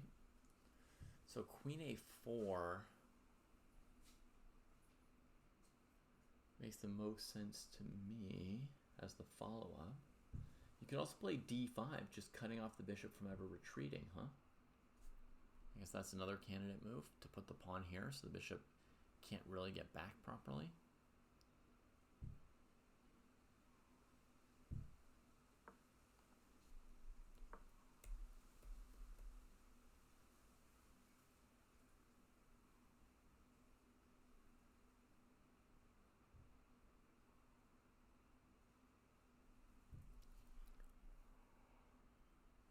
Okay, but Rachel plays the crucial move, I think, here, queen a4.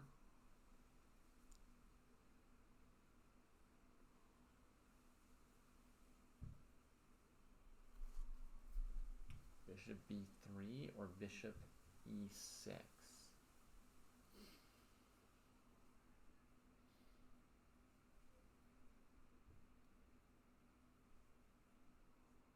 If bishop e6, bishop d2, that could be a problem. I'm just going to try out a variation, folks. The knight can't come back to c6 then because of d5. Maybe the knight can go to b3. d5. Knight takes to take here, huh? Okay. Bishop e6 played. Okay. So d5, bishop b7 is possible. White has compensation for the pawn of some kind, even without anything super special, because the knight's trapped, right? Can't go to c6, can't go to b3 or c4. So there's a certain compensation for sure here. White's got the c file, some pressure here. If you go b6 to avoid that pressure, then after bishop here, you can't challenge the file. White's got this nice d pawn taking space. So there's definitely still a feeling of pressure. White played d5 after considerable thought against bishop d7, and should be ready for that. I guess there's queen d4 or bishop b5 here. Or queen a3. Yeah, didn't think of that. That looks similar to queen b4. It just doesn't control c4 as much as far as trapping the knight. b6, very likely move. And now if bishop a6, maybe black grovels with bishop c8. Okay, goes after the dark squares on the king side.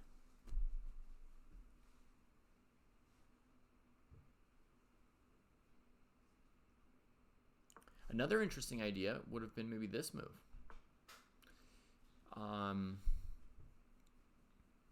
Trying to get black to play f6, right?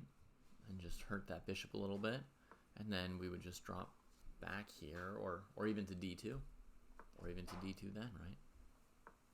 And this move's just not good for black, so they're not happy about it. Weakens e6. They don't really want to play f5 in these positions, because their pieces are discombobulated and this piece doesn't have central influence, right? And white might want to go knight d4 to e6 or something, so having the bishop blocked is helpful for that kind of a plan. So bishop g5 was plausible here as well as this bishop d4 move. Two candidate moves that both make sense.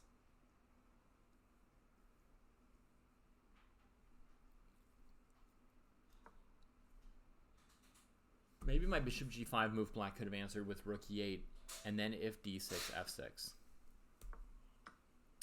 Okay, we get e5. White opens the middle of the board.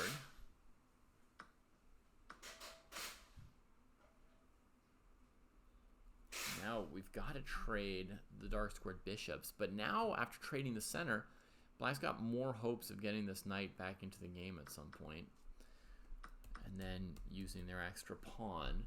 So what does white have for the pawn here? Not very much. I guess a rook coming out.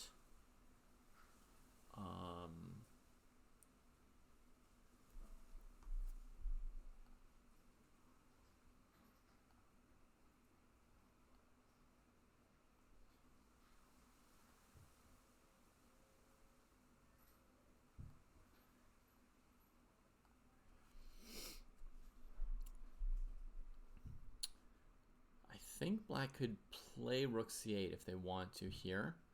Queen f6 is also plausible, defending dark squares around the king with the queen and getting her off of the rook and out of the way of her own rooks. So queen f6 is a clean positional move. Anushka comes up with it, but she spent some time on e5 and this move. So although I don't think that Rachel really has compensation for the pawn right now, she has caught up on the clock that she was way behind. And she throws her majority forward.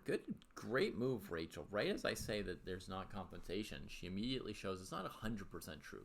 There's at least play. You know, there's stuff white can do with both e5 or f5 that could legitimately bother black a little bit. But in theory, you know, rook c8 and rook d8, black should be somewhat sound and able to start trading some stuff. Wait, where's the queen going if white plays e5?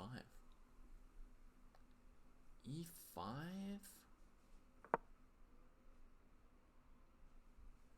Hey, Graham, is it? You switched from YouTube to Twitch, huh?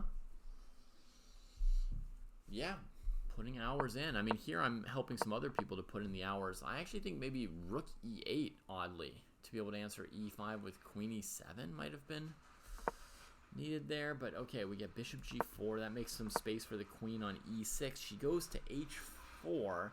You're not going to be able to get at the white king here, are you? Oh, idea was to trade and take this. I thought white would play g3 here. Get a Tradovich. And Rachel says, no, I'm down a pawn, so there will be no Tradoviching today.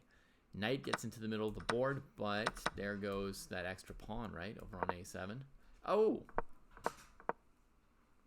Oh, rook f4 kept her from doing it? And queen b6, that would be equal. White could have equalized here.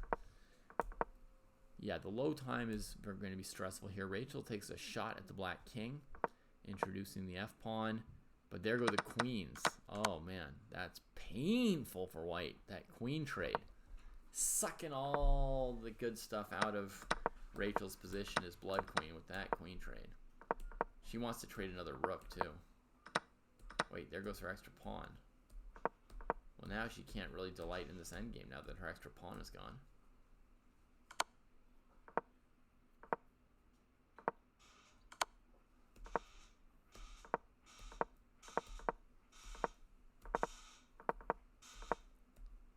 White rooks repassive themselves behind that f-pawn, and Anushka's taking over the advantage in this endgame here. She recovers the f-pawn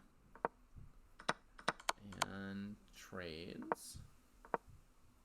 King e6 hangs the rook. Oh no! Rook f6 check! Almost the endgame technique, but we can see that they've got seconds instead of minutes as they play this endgame. And now it's back to a position that black can clean up. They're sparring a new opening, Graham. An opening that's new for Rachel. She's trying out the Grunfeld for the first time.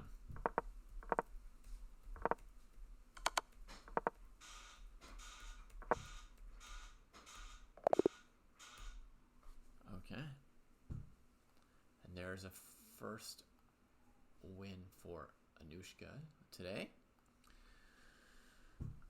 Well, clearly my endgames need work. I don't really know what happened there. It's also a time scramble. Yeah. Yeah, I don't really have intuition when it comes to endgames. Mm-hmm. Like, yeah. Yeah, you had an active I didn't rook know. somewhere around a7, and then you brought it back to f2. Yeah. And then you were worse. Yeah. I think it was equal before the time scramble. Mm-hmm. Actually, maybe I was worse. I was happy at one point, maybe before we traded everything. Mm-hmm. Like, I think when I played, like, F5.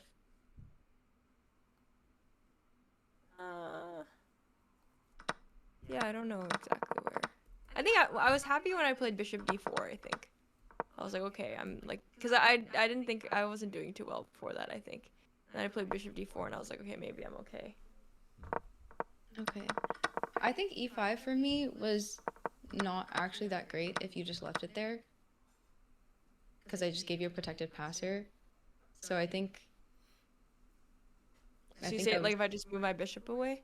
yeah, I think it wasn't a good move, but when you took, then it was a good move, I think. Or I was happy. I don't know if it was a good move. If she retreated, you could have belatedly used her plan of e5 and f5. That's true. Just I could have done that. Just with a random unrelated extra pawn on the queen side first. Yeah. Mm, I but guess. yeah, other than that, I didn't think there was anything. I don't think black was like super worse at any point. Yeah. So, me personally, if I just played this game with either side, one of the first things that I would ask of my opponent after the game was over is what they thought of the pawn sacrifice. So that is very early in the game, right? It's like move 13. White plays rook c1 and black takes on a2. To a certain extent, that's a little bit of like a disagreement of ideas in a chess game, right? Like white saying like I can leave the a pawn hanging, and black saying I can take the a pawn. And so after a game, I would first ask my opponent, like, did you think the pawn sack was good or bad? That would be kind of my first question here when sparring this kind of opening. So do you each have a take on that question?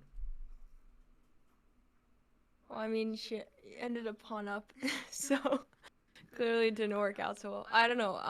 I just didn't think that anything else was, because I knew like knight c4 was coming. I didn't really see a good alternative to rook c1 Okay. at that point. But I mean, maybe like if I think about it beforehand, I don't know. After knight a5, it seems like, yeah, I just didn't see a better alternative. Okay, but you didn't love it. Yeah, I didn't love it, but maybe I'm like a little bit too materialistic anyway. But yeah, I just didn't find a good alternative to rook c1. Okay, Anushka, did you think the pawn sack was good or bad? I didn't think it was good, but I'm trying to find an alternative that's also fine. Okay. I thought of 3 moves in this position, including rook c1. I thought of d5, allowing bishop takes a1, queen takes a1. Oh, yeah, one of those. Right? Yeah, I didn't think of that. That's a normal. I guess you're threatening rook bishop h6 too. Yeah. You can always win back your exchange with bishop h6 if you want, but I think the main way they play it is they just stay down in exchange. They just say it's a really important dark squared bishop, and they just play d5. I think this is also theory. Yeah. And like leaving d5 there because you can't take the bishop on e6 because then their bishop is hanging. I feel like that's all right. theory. Good point from Anushka. Yeah, that's an important theme to know. After d5, bishop a1, queen a1. Black doesn't have to move the bishop immediately because of queen d3. So black could play f6 there. Yeah. I think f6 is theory. Like I think all of that is theory. Yeah. And then the third So move I how thought do of you? would be queen a4. Trying to stop knight c4 as well with a piece. So I think those are your candidate moves. If you both don't like rook c1, then next time you have this position as white, you should try something other than rook c1. Right. Okay. Wait, could we go back to the f6 line, or the d5 bishop takes a1, queen takes a1, f6? What's like a plausible continuation from there for white? It's just I'm really bad at like converting, like if I'm up dynamically but down in material, it's hard for me to maintain the advantage sometimes. Like I don't trust myself to keep the initiative if I like trade an exchange. I think theory, again, I could be wrong because I'm remembering like this is from before I even really knew how to play chess. I think it's bishop h6 and then rook f7, and then you like knight f4 or like something. You do something, and then I move my bishop, and then I play. It's a game. Okay. Yeah, I'd be down to try it just to see if I can like hold the initiative. But yeah, I mean, Yeah. so Not in a classical game. I wouldn't be comfortable playing that in a classical game, probably. so this is a line where some people could potentially know tons and tons of theory because it's very sharp, right? And it's been a famous line for 40 years. Yeah. But if you randomly get paired against somebody who hasn't just prepared it and isn't a grandmaster, the odds are they won't. Not the average person is going to know the 100 moves of theory that a few people do know here, right? So it's important to just know some ideas, I think. And so ideas, I mean, white's going to not want to trade rooks once they're down in exchange. They're going to want to attack the black king, who's been weakened a little bit by f6 and g6, right? So to me, the logical moves to play for are h5, f5, or e5. And so you just want to find a coordination of your pieces that makes that possible. Right. So in theory, you could play something like bishop h6, rook e8. Rook shouldn't go to f7 because of pawn takes bishop and then pawn takes rook check. Oh. So rook e8. And then knight f4. And then bishop d7 or f7. And maybe e5 there. Something like that. Trying to see about busting your queen through to g7. Or maybe sacking a piece on g6 at some point. If you could cut all the black pieces off from the king side, for example, I'll play something dopey for a moment just to show you this idea. What could it be? I will play rook c8. It's not even that dopey, right? Okay. e6. Bishop a4. Oh no, my rook c8 move wasn't dope enough. Bishop takes g6. H takes g6. Queen b1. That might be winning, except that I set up bishop c2 for black by accident by not playing a dope enough move. Right. Okay. But That's interesting. Yeah, it looks fun to play. Yeah. So that would be one approach, right? And then if that doesn't work, you could try f4, f5, or h4, h5. So I think that's a famous position. And I would also say after e5, in addition to e6, the pressure from the queen on a1 has an idea of playing d6. And then if e takes d6, e takes f6, kind of breaking through towards the king side. So there's a few ideas. And then you can often put your rook on d1 or e1, and it might strengthen one of those threats first. Okay. Right. Yeah. Huh. But I'm just tossing out some random moves. I know, other people my level might have a bunch of moves memorized, but I just know some ideas. Yeah, d6 is a cool idea. Can we run it back and say exactly when d6 is a good idea? So it's with the e5 plan. So I played After h6, I played bishop h6, rook e8, knight f4, bishop d7. Maybe bishop f7 is much better, by the way. But after bishop d7, I played e5, and I was saying in that position, white might have an idea of playing d6 next. Or e6. They're probably threatening one or both of those things, and black has to play the right move that works against either.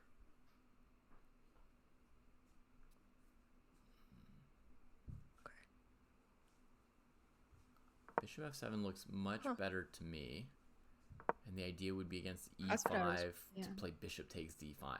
But you're like 100% forced to play bishop takes d5 there. So that tells me that against bishop f7, maybe the move rook d1 would threaten e5 very powerfully, and so we'd better prepare a defense as black. Queen c7 or something. I don't know. I'm gonna run to the bathroom really quick. Yeah. Okay. Be right back. It's a fancy line. Really good players have played this against each other back in the day. Like Topalov and Shirov. Okay. This is good. This is the first time I've ever really thought about the Grunfeld. You just been playing it that's your whole life thing. without thinking. Yes, my whole life. I popped out the womb. Your whole chess life. The rest of it was just, of no consequence to us chess players. Yeah. Whatever happened, Yeah. happened, and then there was your chess life. Yeah, there was before chess and there's during chess. And there's never going to be an after chess. Understanding the Grunfeld was a good. Oh, it's a good book about the opening. See, I'm not even that far. I don't understand anything. I literally just like, if any of you are like new to chess or like, coming into chess and you think you're good at memorizing stuff and you're like, this is my strength in games, so that's what I will do with chess and that's how I will win the chess games. I did that, and clearly it worked because I like haven't looked at these lines in a year or more and I still remember them, and it's not helping me win these games at all. So if that motivates you to not follow my lead, hopefully.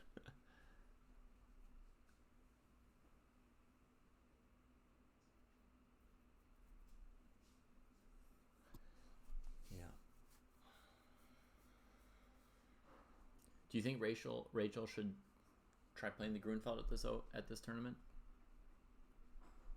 Yeah, I think so. Yeah, I think she's ready for a switch and she can pull it off in a couple weeks. I think the King's Indian is a big point of confidence for Rachel. Mm-hmm. So, yeah, I don't know. I don't know if I would recommend her to do it for this tournament. But then, like, if you think like that, then you're never going to do it. And I think she should learn it. Mm-hmm. I think she'll like it. So, Grunfeld. Okay, I'm back. Okay. Okay. Cool. Do you guys want to switch to the symmetrical position, the second position that Anushka gave us, or keep going with this one? We can switch. Yeah. Yeah. My light just turned off for some reason. Yeah. Okay. I'm just in the dark. Goodbye, light. Mind me, just need to figure that out. Okay, so for the symmetrical Grunfeld, we're just going to need to play g3 for white on move Yeah. 3. 3. And we'll fianchetto our bishops, we'll get castled, and then black will play c6 and d5. Mm-hmm. I think I would get this a lot when I was playing the c4 or d4 c4 knight f3 move order for the Catalan, specifically to avoid mainline Grunfeld. Like that's when I would get it a lot. But now I get it a lot as black, Okay. obviously, because yeah.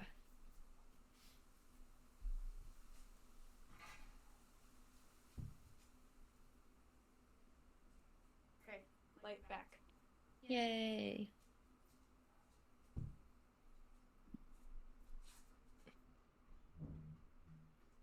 Okay, ready?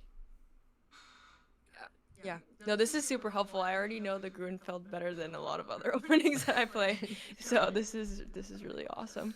I've never had someone break down an opening for me like this. Like I've only ever just kind of gotten a chessable course and saw some lines and I was like, okay. Yeah. But to have it like explained so simply and like overarching is so valuable. So thank you. Cool. Yeah. An advertisement for not getting courses. Yeah. Yeah, honestly. Okay, so are you gonna tell me the moves, Anushka? Yeah, I can tell you. Okay. I'm also going to be playing white, so you can just play Grunfeld things, and Oh, okay. I'll just be playing as white. So you can, just play knight f6. Are you is it doing a thing? Yeah, I need to figure out. It goes automatically into focus mode. I have to click out of it every time. I don't know why. Okay. So, Yeah, so I'll play g3 move order. okay. Actually, I guess I'll play this. I'll play the knight f3 move order, because sometimes I like accidentally play this in bullet too, because I'm not looking at what my opponent's doing, and I feel like that would be helpful, if that's okay. Is this a Grunfeld thing? Yeah, this is still a Grunfeld. It's the same exact thing. I'm just gonna play knight f3 first. Do I play d5 now? Or do I castle? No. Yeah, you just castle. Okay. And then after I do this, now you can play c6 and then play d5. Okay. And then we get this like symmetrical position. Yeah. Okay. And then from here we can start. So I'm just going to say one thing for you, Rachel, even though the game's already going. If you play d5 without c6 in this line, white will play cd5, and if you take with your knight, they'll play e4. There's no knight on c3 for you to trade, so your knight will go wandering somewhere bad. Yeah. Okay, so I had to play c6 before d5 in this. Pretty much. I mean, there's other lines you could play, like you could play the King's Indian if you wanted to at this point, right? Because white's played the fianchetto. Right. You could play c5. You could play d6. You could play knight Right. c6. But if you want to play the Grunfeld, this is the main way to keep a Grunfeld Yeah. going. All right. Okay. Sounds good. David out. Enjoy your game. Thank you. Okay. Thank you. All right, in my chat, I'm just going to go check on the status of the kids real quick while they're playing. I'll be right back.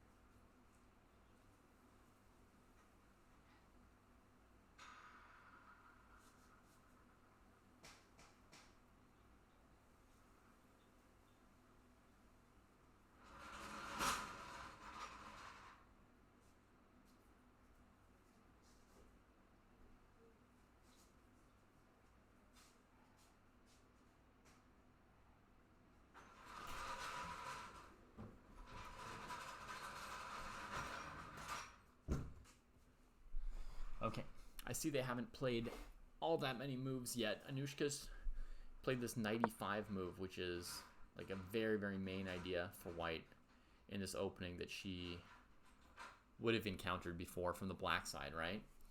And now Rachel's come up with a less obvious move, leaving d5 hanging in order to open up her bishop and try and neutralize something. It's a very hard move to find. It really makes you wonder if Rachel hasn't seen this opening before, but yeah, very cool.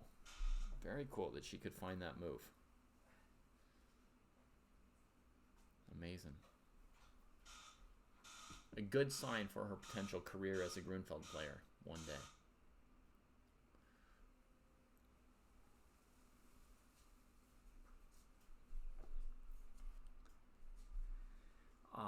So Tactics wondering about, so we get knight takes e5, which is going to lead to some opening of the game, right? Tactics was wondering, can we do this and this to just say we've got the better structure as white?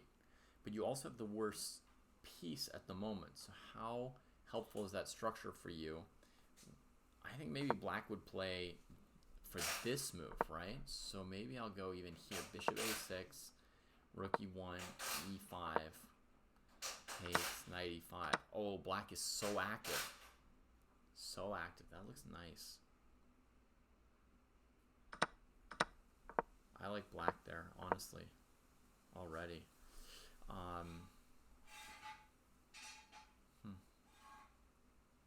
Maybe some different move orders are possible, because maybe my move order with bishop a6, white might have this move queen a4 here instead of trading. Maybe that's something to try for white. So maybe black should play e5 first, and then if white takes, then you go bishop a6, hitting the rook. White could sack and exchange somehow, but looks fine for black. All right, let's get a flavor of the game. Knight takes d5. She's gonna have to trade with knight d takes e5. D takes e5, bishop e5, bishop f4. Okay, so Bloodqueen preserves the better bishop and looks to trade black's better bishop, offers a pawn sack on b2 backed up by some calculations on knight or bishop c7. Oh yeah, for sure, Beastie FFX.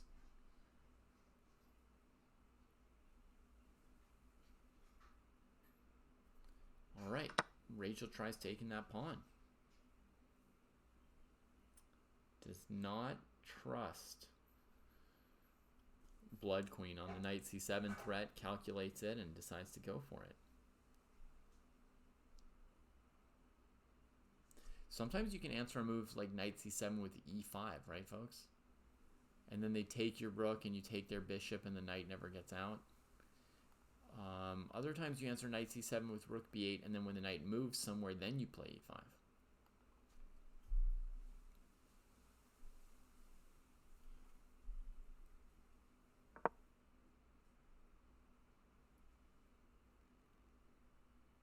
Rook b1, just bringing out another piece, putting pressure, bishop e5, so there's no tactic on c7. It's going to be pure positional compensation for the pawn here for Bloodqueen, unless there's a tactical move here for her that I don't see. But yeah, I expected just that trade. Then we want to move the queen towards a square like here or here. We want to pressure the dark squares with our queen after the bishop trade, and then bring this rook out to either d1 or c1. Try and make some pressure for white. So queen b3, queen a4, queen c1. Lots of possible moves. It's going to take her 2 moves to get to a good square. What's the best square for this queen? Something like here, maybe? Queen d4, trying to do the 2-step maneuver with tempo, looks less good maybe because the knight hits your queen. But if c3 is the best square, then maybe c'est la vie. We just end up there, right? And then rook d1, it's 2 moves. Who cares what happened in between those 2 moves? Either way, it's 2 moves. So queen d2 looks at c3 and b2 and maybe h6 in some case.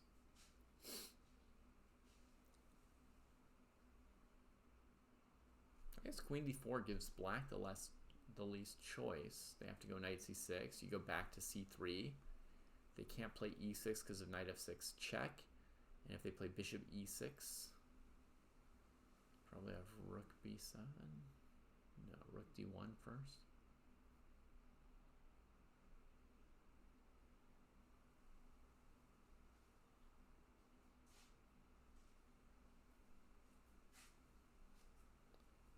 Oh, super beastie. That's super cool.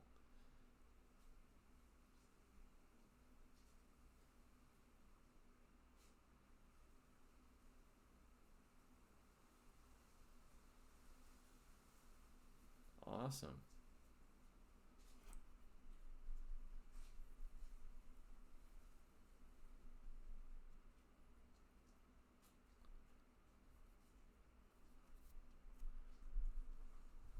It's a good example of it. So queen to c2, knight c6, rook d1, queen a5,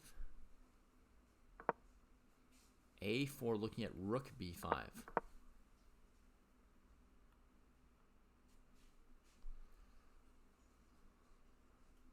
And the queen would kind of run out of squares because she's fleeing the square d8 where white has knight f6 check to trade minor and rook for queen. So a4,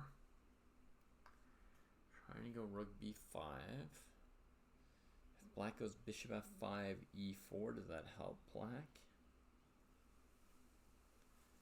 Bishop f5, e4, bishop g4, f3.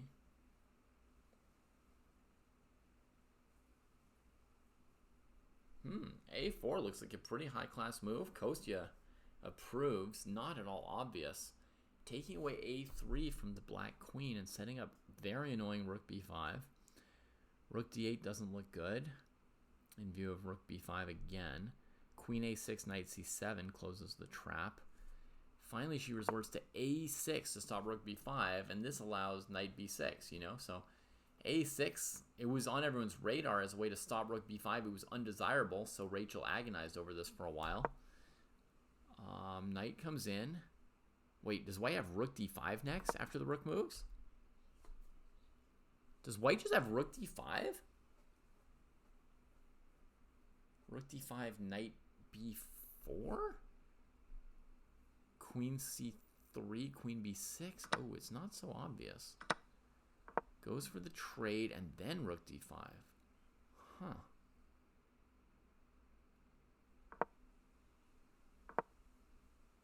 Goes to d5. Now black's escaped the worst of it, right? The queen got out. Bishop on c8 got traded. They've only got 15 seconds to play a whole middle game plus end game. So does this allow rook d8? Not exactly, I guess. Rook b8 might save the game here for white.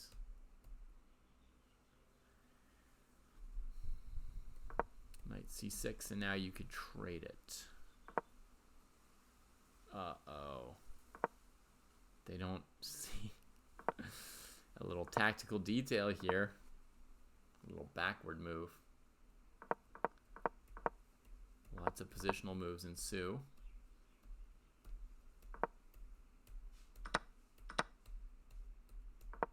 Is this what young people call memeing?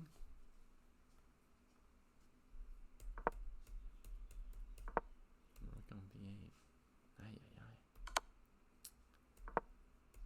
Escapes its prison. Rook f8 recovers the pawn on f5. If rook f7, you can trade it and take bishop takes f5. Oh yeah, I'm not asking you, hockey chess dude.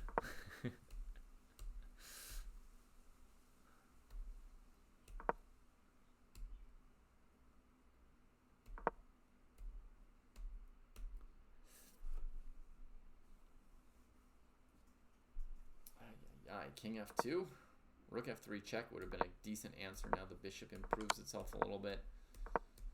Getting a full-on bullet endgame here. Bishop d5. Good move. Looking to simplify a bit. Oh, knight d3 check is evil. No, it doesn't happen. The rook runs away happily. Whew. I thought knight b4 was sick. Bishop c2, no! Oh my god. The rook gets behind. Stopping rook a1, that's devilish. Nope. Decides it wasn't devilish. Finds the a pawn. Uh-oh.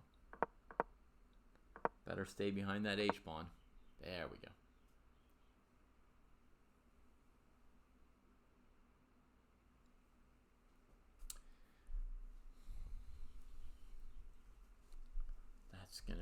That's gonna do it for that game.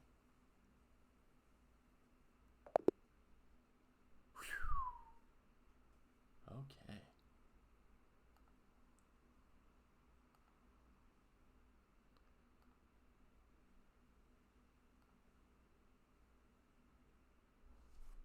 Yeah. All right. GG.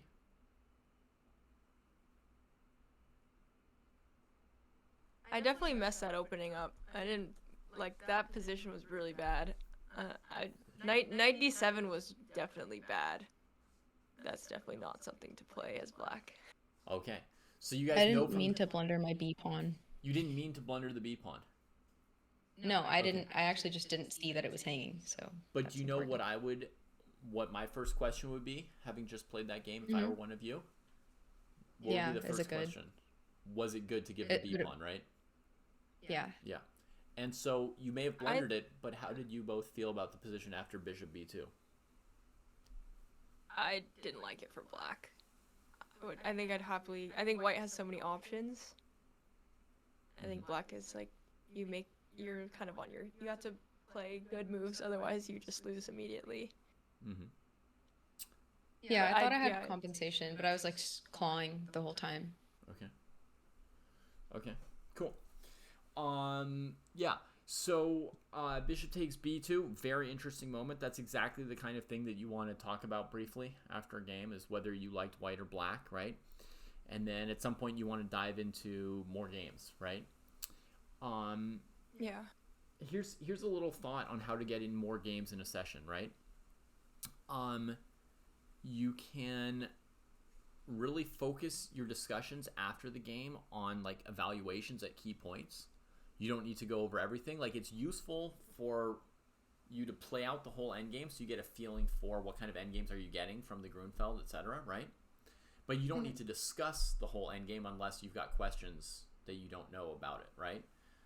So, so key points like, was bishop takes b2 good or bad? Was knight d7 from black good or bad, right? Just like your opinions on a couple things like that, and then you can get into another game more quickly.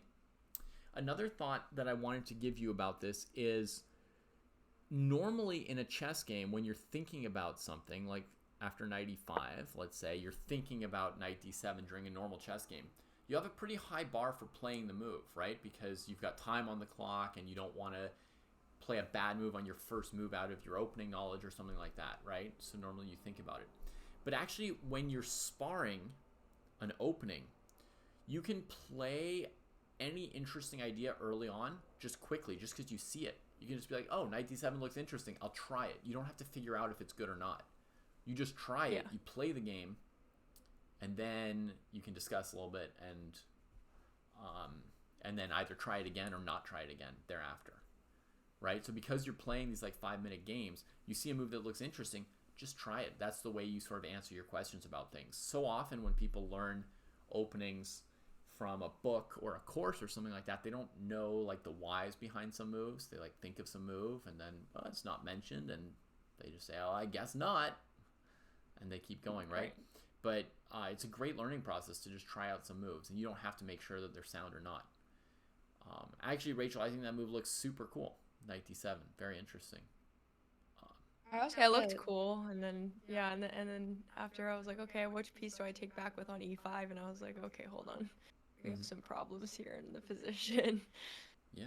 I was wondering why you didn't take with the knight, because I calculated after knight d7, I was always gonna go for knight takes c6 and just like play against the backwards c pawn. Maybe not backwards for that long. Maybe it would have been that good. But the only reason I took is because I thought you were gonna take with your c knight, and then I was gonna take, and then you're gonna take with your bishop.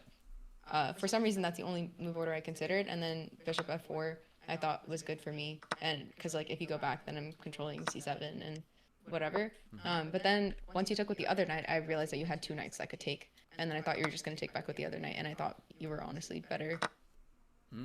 So you thought just leave even the after bishop on bishop's g7 f4? and put the knight. Okay. Yeah, because otherwise I really wanted to play bishop f4 with tempo. Right. Could you just play, or I guess if you just play f4 and I move back, then it's kind of, yeah, I see. I guess bishop f4 pins my knight, but I can like pretty quickly play e6, right? Bishop And then f4 move your knight. pins your knight. Like, even if I take with the knight, like knight takes e5, you play bishop f4. Yeah, and then what do I do, like e6 or something? Well, but what is the knight pinned to? Well, I get, like, if I move the knight, then you play knight c7. Like, what if you just play like bishop e6 or something? I mean, yeah, And then like, but missing it, something? yeah, it's... No, I can just play bishop e6, yeah. Okay. It's just annoying that, like, I can't move my knight on e5, I guess. Your knight's on a super good square on e5. If it Yeah, just it's chills nice there there. for the Yeah. next like 8 moves and white doesn't unseat it, Huh. okay. Right. Like, Yeah. I don't No, yeah, know so, what okay, to so do next as time I white can in this take with position. it. Right. Yeah. So maybe knight d7 wasn't so bad, it was more taking with the bishop. Yeah, and then you also like I played bishop f4 because you took with the bishop anyway, and then you took my pawn, and I was like, oh, that's like my pawn is, you know, like now I don't have the tempo anymore because you got a tempo on my rook, but then I get the tempo back on your bishop, but then you went back to f4, and then you allowed the trade, so I don't think allowing the trade again was good. Well, like, let's say I play bishop g7, you just play knight c7, no? I've done this before. I don't know if it's good. Like here, knight c7 here, and then like, where do I move my knight? That's good. I don't know. Wait, sorry, Like, give me a line. So, rook b1, bishop g7. bishop yeah. g7, knight c7, and then Knight let's say queen c7. trade, Oh, and then rook b8, sure. rook b8. Yeah, rook b8, and then where do I like what's the point? Like, where do I move my knight? The best I can. Okay, in the past, like whenever I do things like this, I usually do something crazy and then I sack my knight for a pawn, and then you can like take with the bishop and then the rook's defended or something. Like, this has never worked out well for me. But maybe there's something Right, 'cause I concretely guess that I'm missing. I mean, I guess technically you can like force perpetual in a sense, like move the knight away. I have to play rook a8, and then you play knight c7. I play rook b8, and then it's just kind of like. Oh wait, I'm just like. here I have. Oh, here I can take on c6. Okay. Nice. A very hard Oh, yeah, tactic you can for take on some C6. Grunfeld Yeah. for some Catalan players, it's very hard to part with the bishop on g2. So sometimes they don't even look at bishop takes knight, but good flexibility, Anushka. Bishop takes c6. Yeah, I didn't even see that. Yeah. But usually this is not good for me, so I wasn't planning on going for this. But maybe I should think about it. I just think the fact that like my rook is at your will, like I have to just play like rook a8, rook b8, like whenever you want me to, just that has to be bad for me. But the thing is, I think that's bad for me because I'm white. Why would that be bad for you though? You can just it's a control draw. where my piece goes. Well, yeah, I mean, yeah, but like just the fact that you have control over my piece, like that has to like there has to be some way to build off that. I feel like. I think I've just had too many experiences where I like go for something and it doesn't work. Mm-hmm. Yeah. So I think we can say like the knight coming into c7, it's double-edged tactically. It doesn't always work. Sometimes it's a knockout. Sometimes it gets white knocked out because black plays like e5 and then takes the bishop on f4. And sometimes it's just complicated and neither player gets knocked out or there's a repetition. So it's a complicated element. Mm-hmm. Yeah. And here white has bishop takes c6. Wow. Okay. Okay. Yeah, this is nice. Yeah. It's good to keep in mind. So just so you know, I'm keeping an ear out for my baby waking up. Whenever she does, I will pop off. Okay.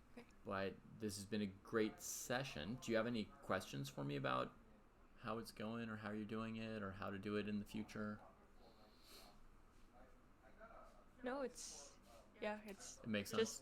Just someone in the chat was like, "This is so gracious of David to give us his time," and I definitely agree with that.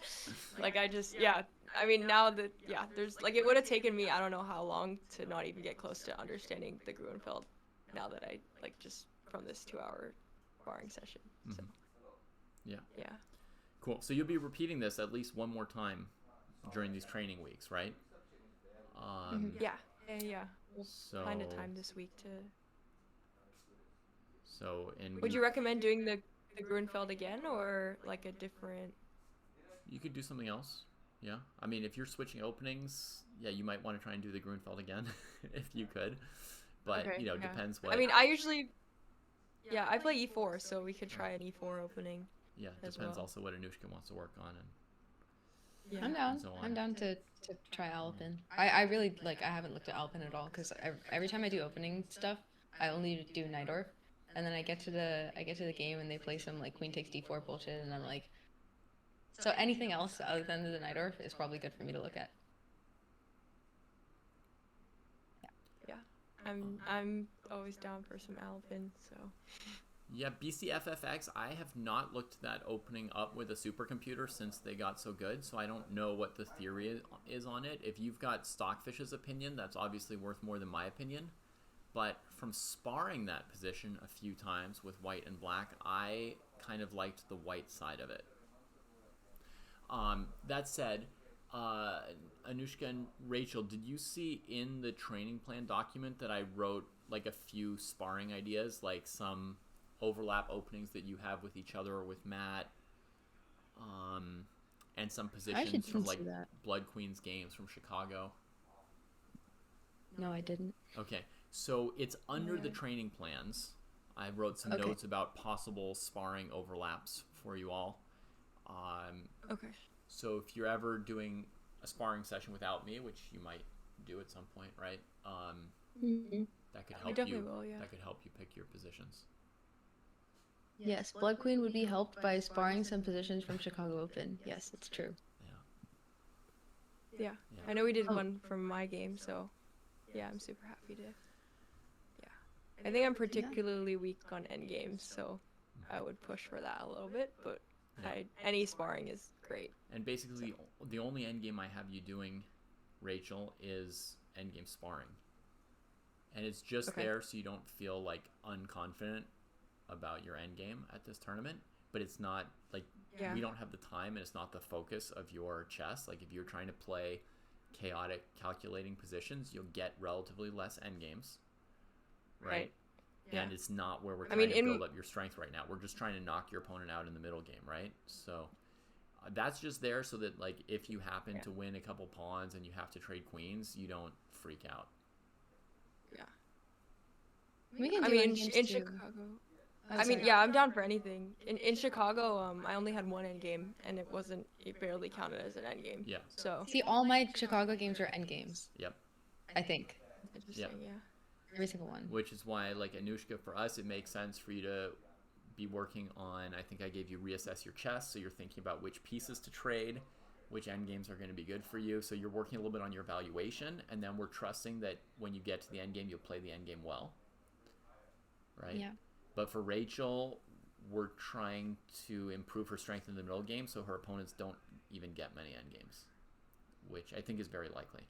So I'm super down for this. Yeah. She's always done before me anyway, though. She's always like been waiting for the out. Oh yeah. I'm super down for a middle game blowout. Sounds great to me. Yeah. I can feel that. Good job uploading your games from Chicago, by the way. So that's useful, Yeah. Rachel. I started looking at them. I saw your first round game, which had notes on it, which is good. So that's a good start as well. Yeah, the other games are different from the first round when I was not. Yeah, but hopefully you'll see the last round is a King's Indian blowout, but also he really didn't defend well against it. So, but yeah, I already had them imported in Lee Chess, so it didn't take me too much time to just transfer them over. Yeah. So if you want to keep playing, you can keep playing. If you're done, you can be done. I don't know where you guys are at. Nushka, do you want to play one more maybe? Yeah, we can play one more. Or if you want to do something like different vibes, we can spar some end games too. Because I've been wanting to spar end games since I started working on them too. Yeah, So sure. I mean, how much time do you have? all of it. Oh, okay. I probably have to go in like 20 minutes or so. Oh, 20 minutes. So maybe we do like one more opening, Yeah, and then we let's just just do one find a more, please. time. Like, I'll just text you after. We'll find a time this week, and we could just do like a full endgame sparring session together. Okay, This week. yeah. Cool. Okay. All right, I'm gonna rematch you. Okay. You might have to give me. Oh, okay, that's fine. I can give you the moves. D4. I mean, I think. D4, C4, Knight C3, right? Oh no, knight F3. Oh shit. Okay. But we can also do this. We can just play this one if you want. We can just play a game from this. I don't Okay. play D4, so yeah. Okay. Well, this is like the first sparring thing that we did, basically. Right. What So was do you it, remember the taking? move order with For the first one I do, C4, yeah. right? Not for Yeah. the second one. Cool. Yeah. All right. Should we mute this time or? Yeah. Okay.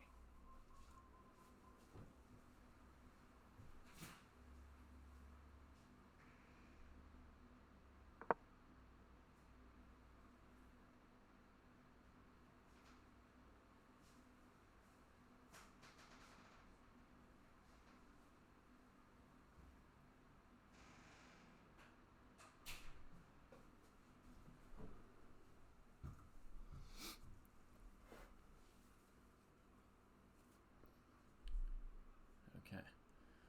So, have I missed anything yet? No. Normal position still. Tries out something new. E5. In this bishop space, right? Takes a lot of pressure off of D4.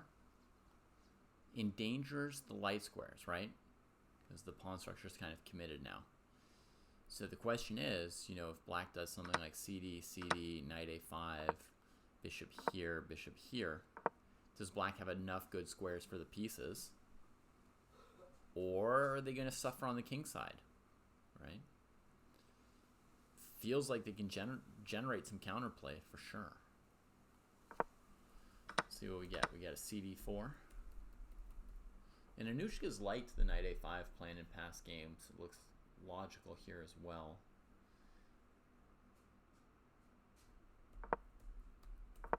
She goes for it.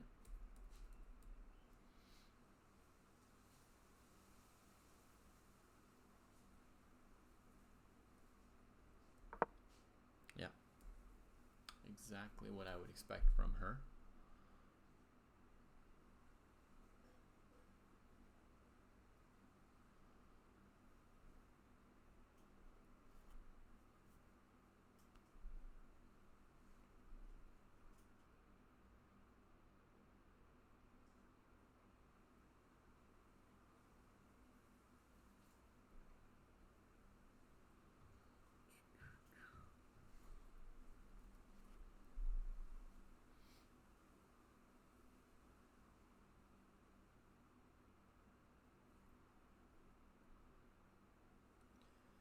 So let me think, if I were white, what to do now? Hard to keep the black pieces out of those squares. So maybe accept that black's got counterplay and just throw that h-pawn at black? Potentially. Like, how much sense does it make to develop your bishop if black's just going to put the knight on c4 and then always be able to trade it?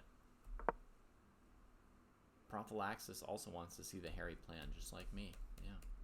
Okay, so this queen a4 move, that's trying to keep the knight out of c4 for a bit. Blood queen plays rook c8 pretty quickly. And, yeah, I don't think white's going to be able to keep control of c4 here.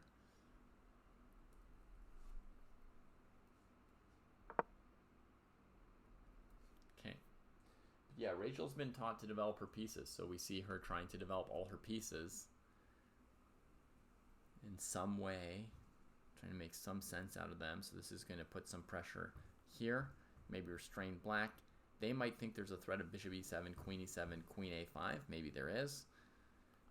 Black responds bishop c4 here, and this piece is hanging. Now there's some complicated calculations to do from Rachel's side.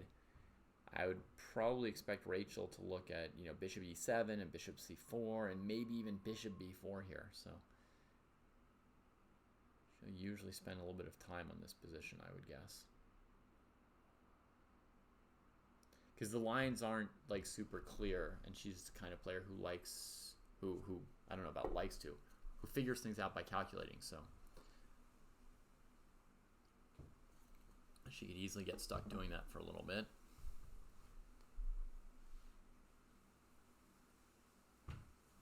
All right, rook d1, defending the piece finally. Yeah.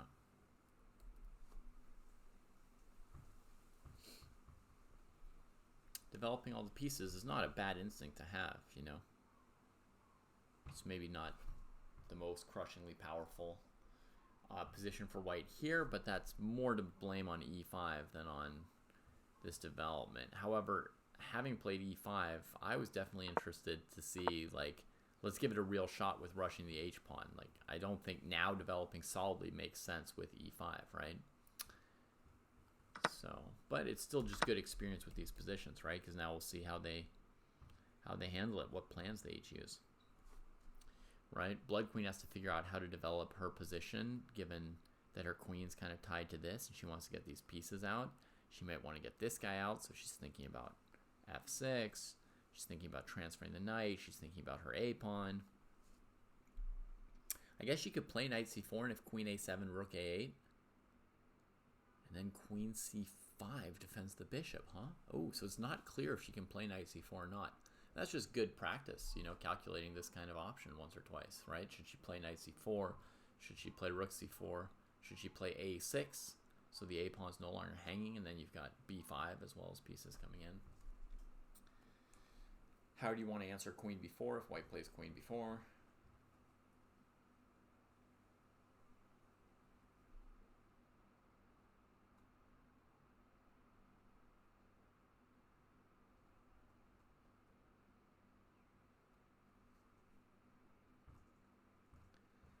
Some messages here. Bishop e5. Whoa! Tactic. Wow. Okay, so d5, queen d3. Got to be careful on. But bishop e7, queen e7, queen a5. Bishop h2 check. Queen takes e2. On to the next piece. Yeah, this position's getting crazy right here.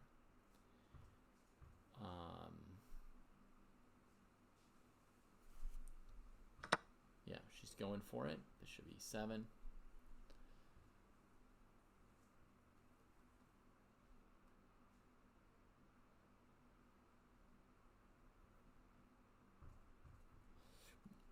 I would say basically they'll come out either equal or black up a pawn. So this was perfectly reasonable for Anushka to go for, this bishop e5 solution. It answers all her strategic problems with the king side, right? Now she makes the trade in advance, so she decides that she doesn't want queen e7, d e5 maybe. Although then queen e5 looked sound for black as well. But she goes straight for this, hitting that knight. That knight's hit.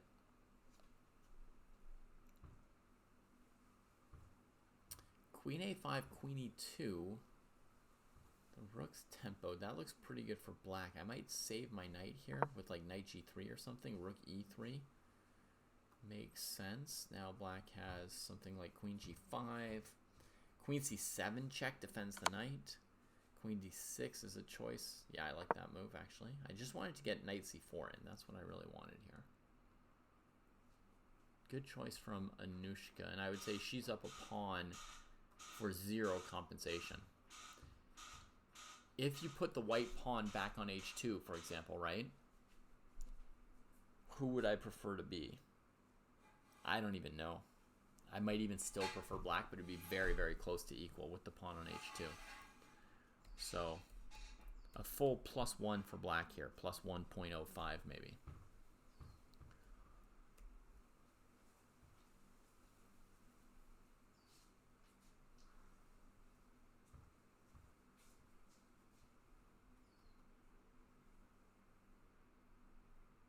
Bring the knight back into the middle.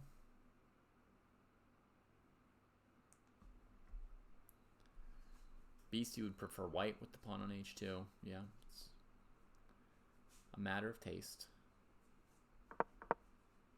Okay, knight c6 instead of c4, pressuring the isolated pawn and just centralized. Goes back to the well with this tactic, but the rook on d1 is defended, and the rook on e3 can take it too.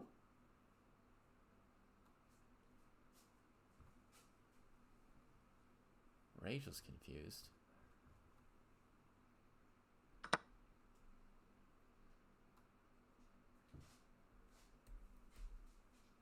And Anushka just dropped an adult word on her chat. And even if the rook on d1 weren't protected, you could take on e5 with the rook like that. Yeah. That failed for so many reasons. I'm so upset. I played bishop e7, which was such a good move because the knight was hanging at the end of the line, but I didn't realize that the knight was hanging at the end of the line until after the knight was hanging and it didn't take it. And Well, then I your saw knight's the hanging next- too, right? Oh, okay, that makes me feel better. Yeah. But I think I could have it's taken okay, your. but Yeah. Okay. I don't think yeah. black is fine though. I think black is actually not doing well. I just thought bishop takes e7 was fun to play. I was like, I'm down a pawn no matter what, so I might as well have fun with it. But yeah, I didn't realize your knight was hanging. But I guess that's Yeah. probably, yeah. Well, maybe if I didn't hang my knight, then maybe it's fine for black. Maybe I'm biased. Mm. Oh, But you mean I at didn't the get end what there? I wanted. Yeah. Yeah. I I hung mean, it I have a multiple pass ways. pawn. I'm just gonna put my rooks behind it. Maybe I don't know. You can probably defend against it. Just put all your pieces behind it. And I've gotten positions before where it's like all of one side's pieces are behind their pawn, and then all the other side's pieces are in front of it, and there's just like it's just like stuck. Everyone's just stuck. So. Yeah. I don't know how that would end up.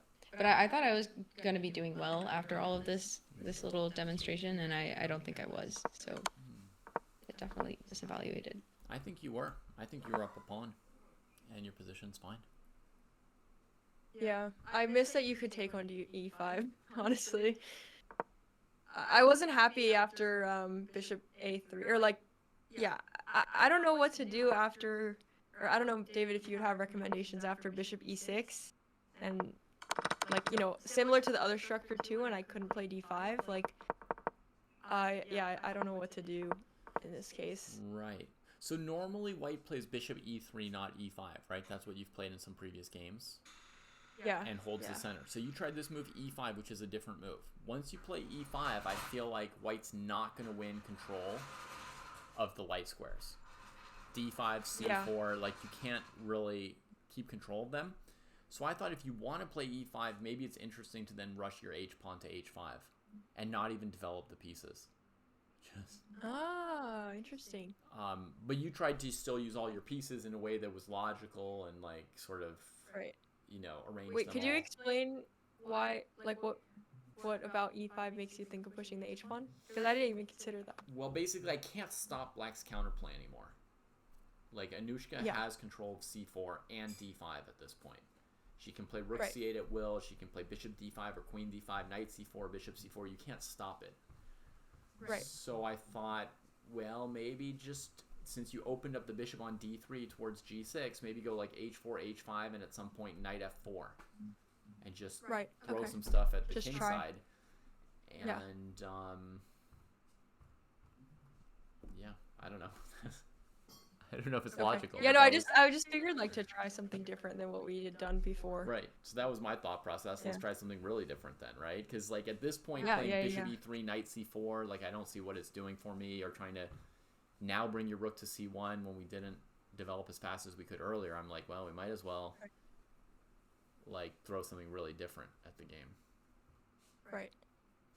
Yeah. No, that's interesting though, because I feel like I should have at least a thought of playing H4, H5, but I didn't even consider it. So it's good to realize like, okay, if I'm gonna play E5, because I was like, oh, I block in the dark squared bishop, so that has to mean something. Sure. But I guess I also have to think like it opens up the light squared bishop, so I can try to utilize that with H4, H5.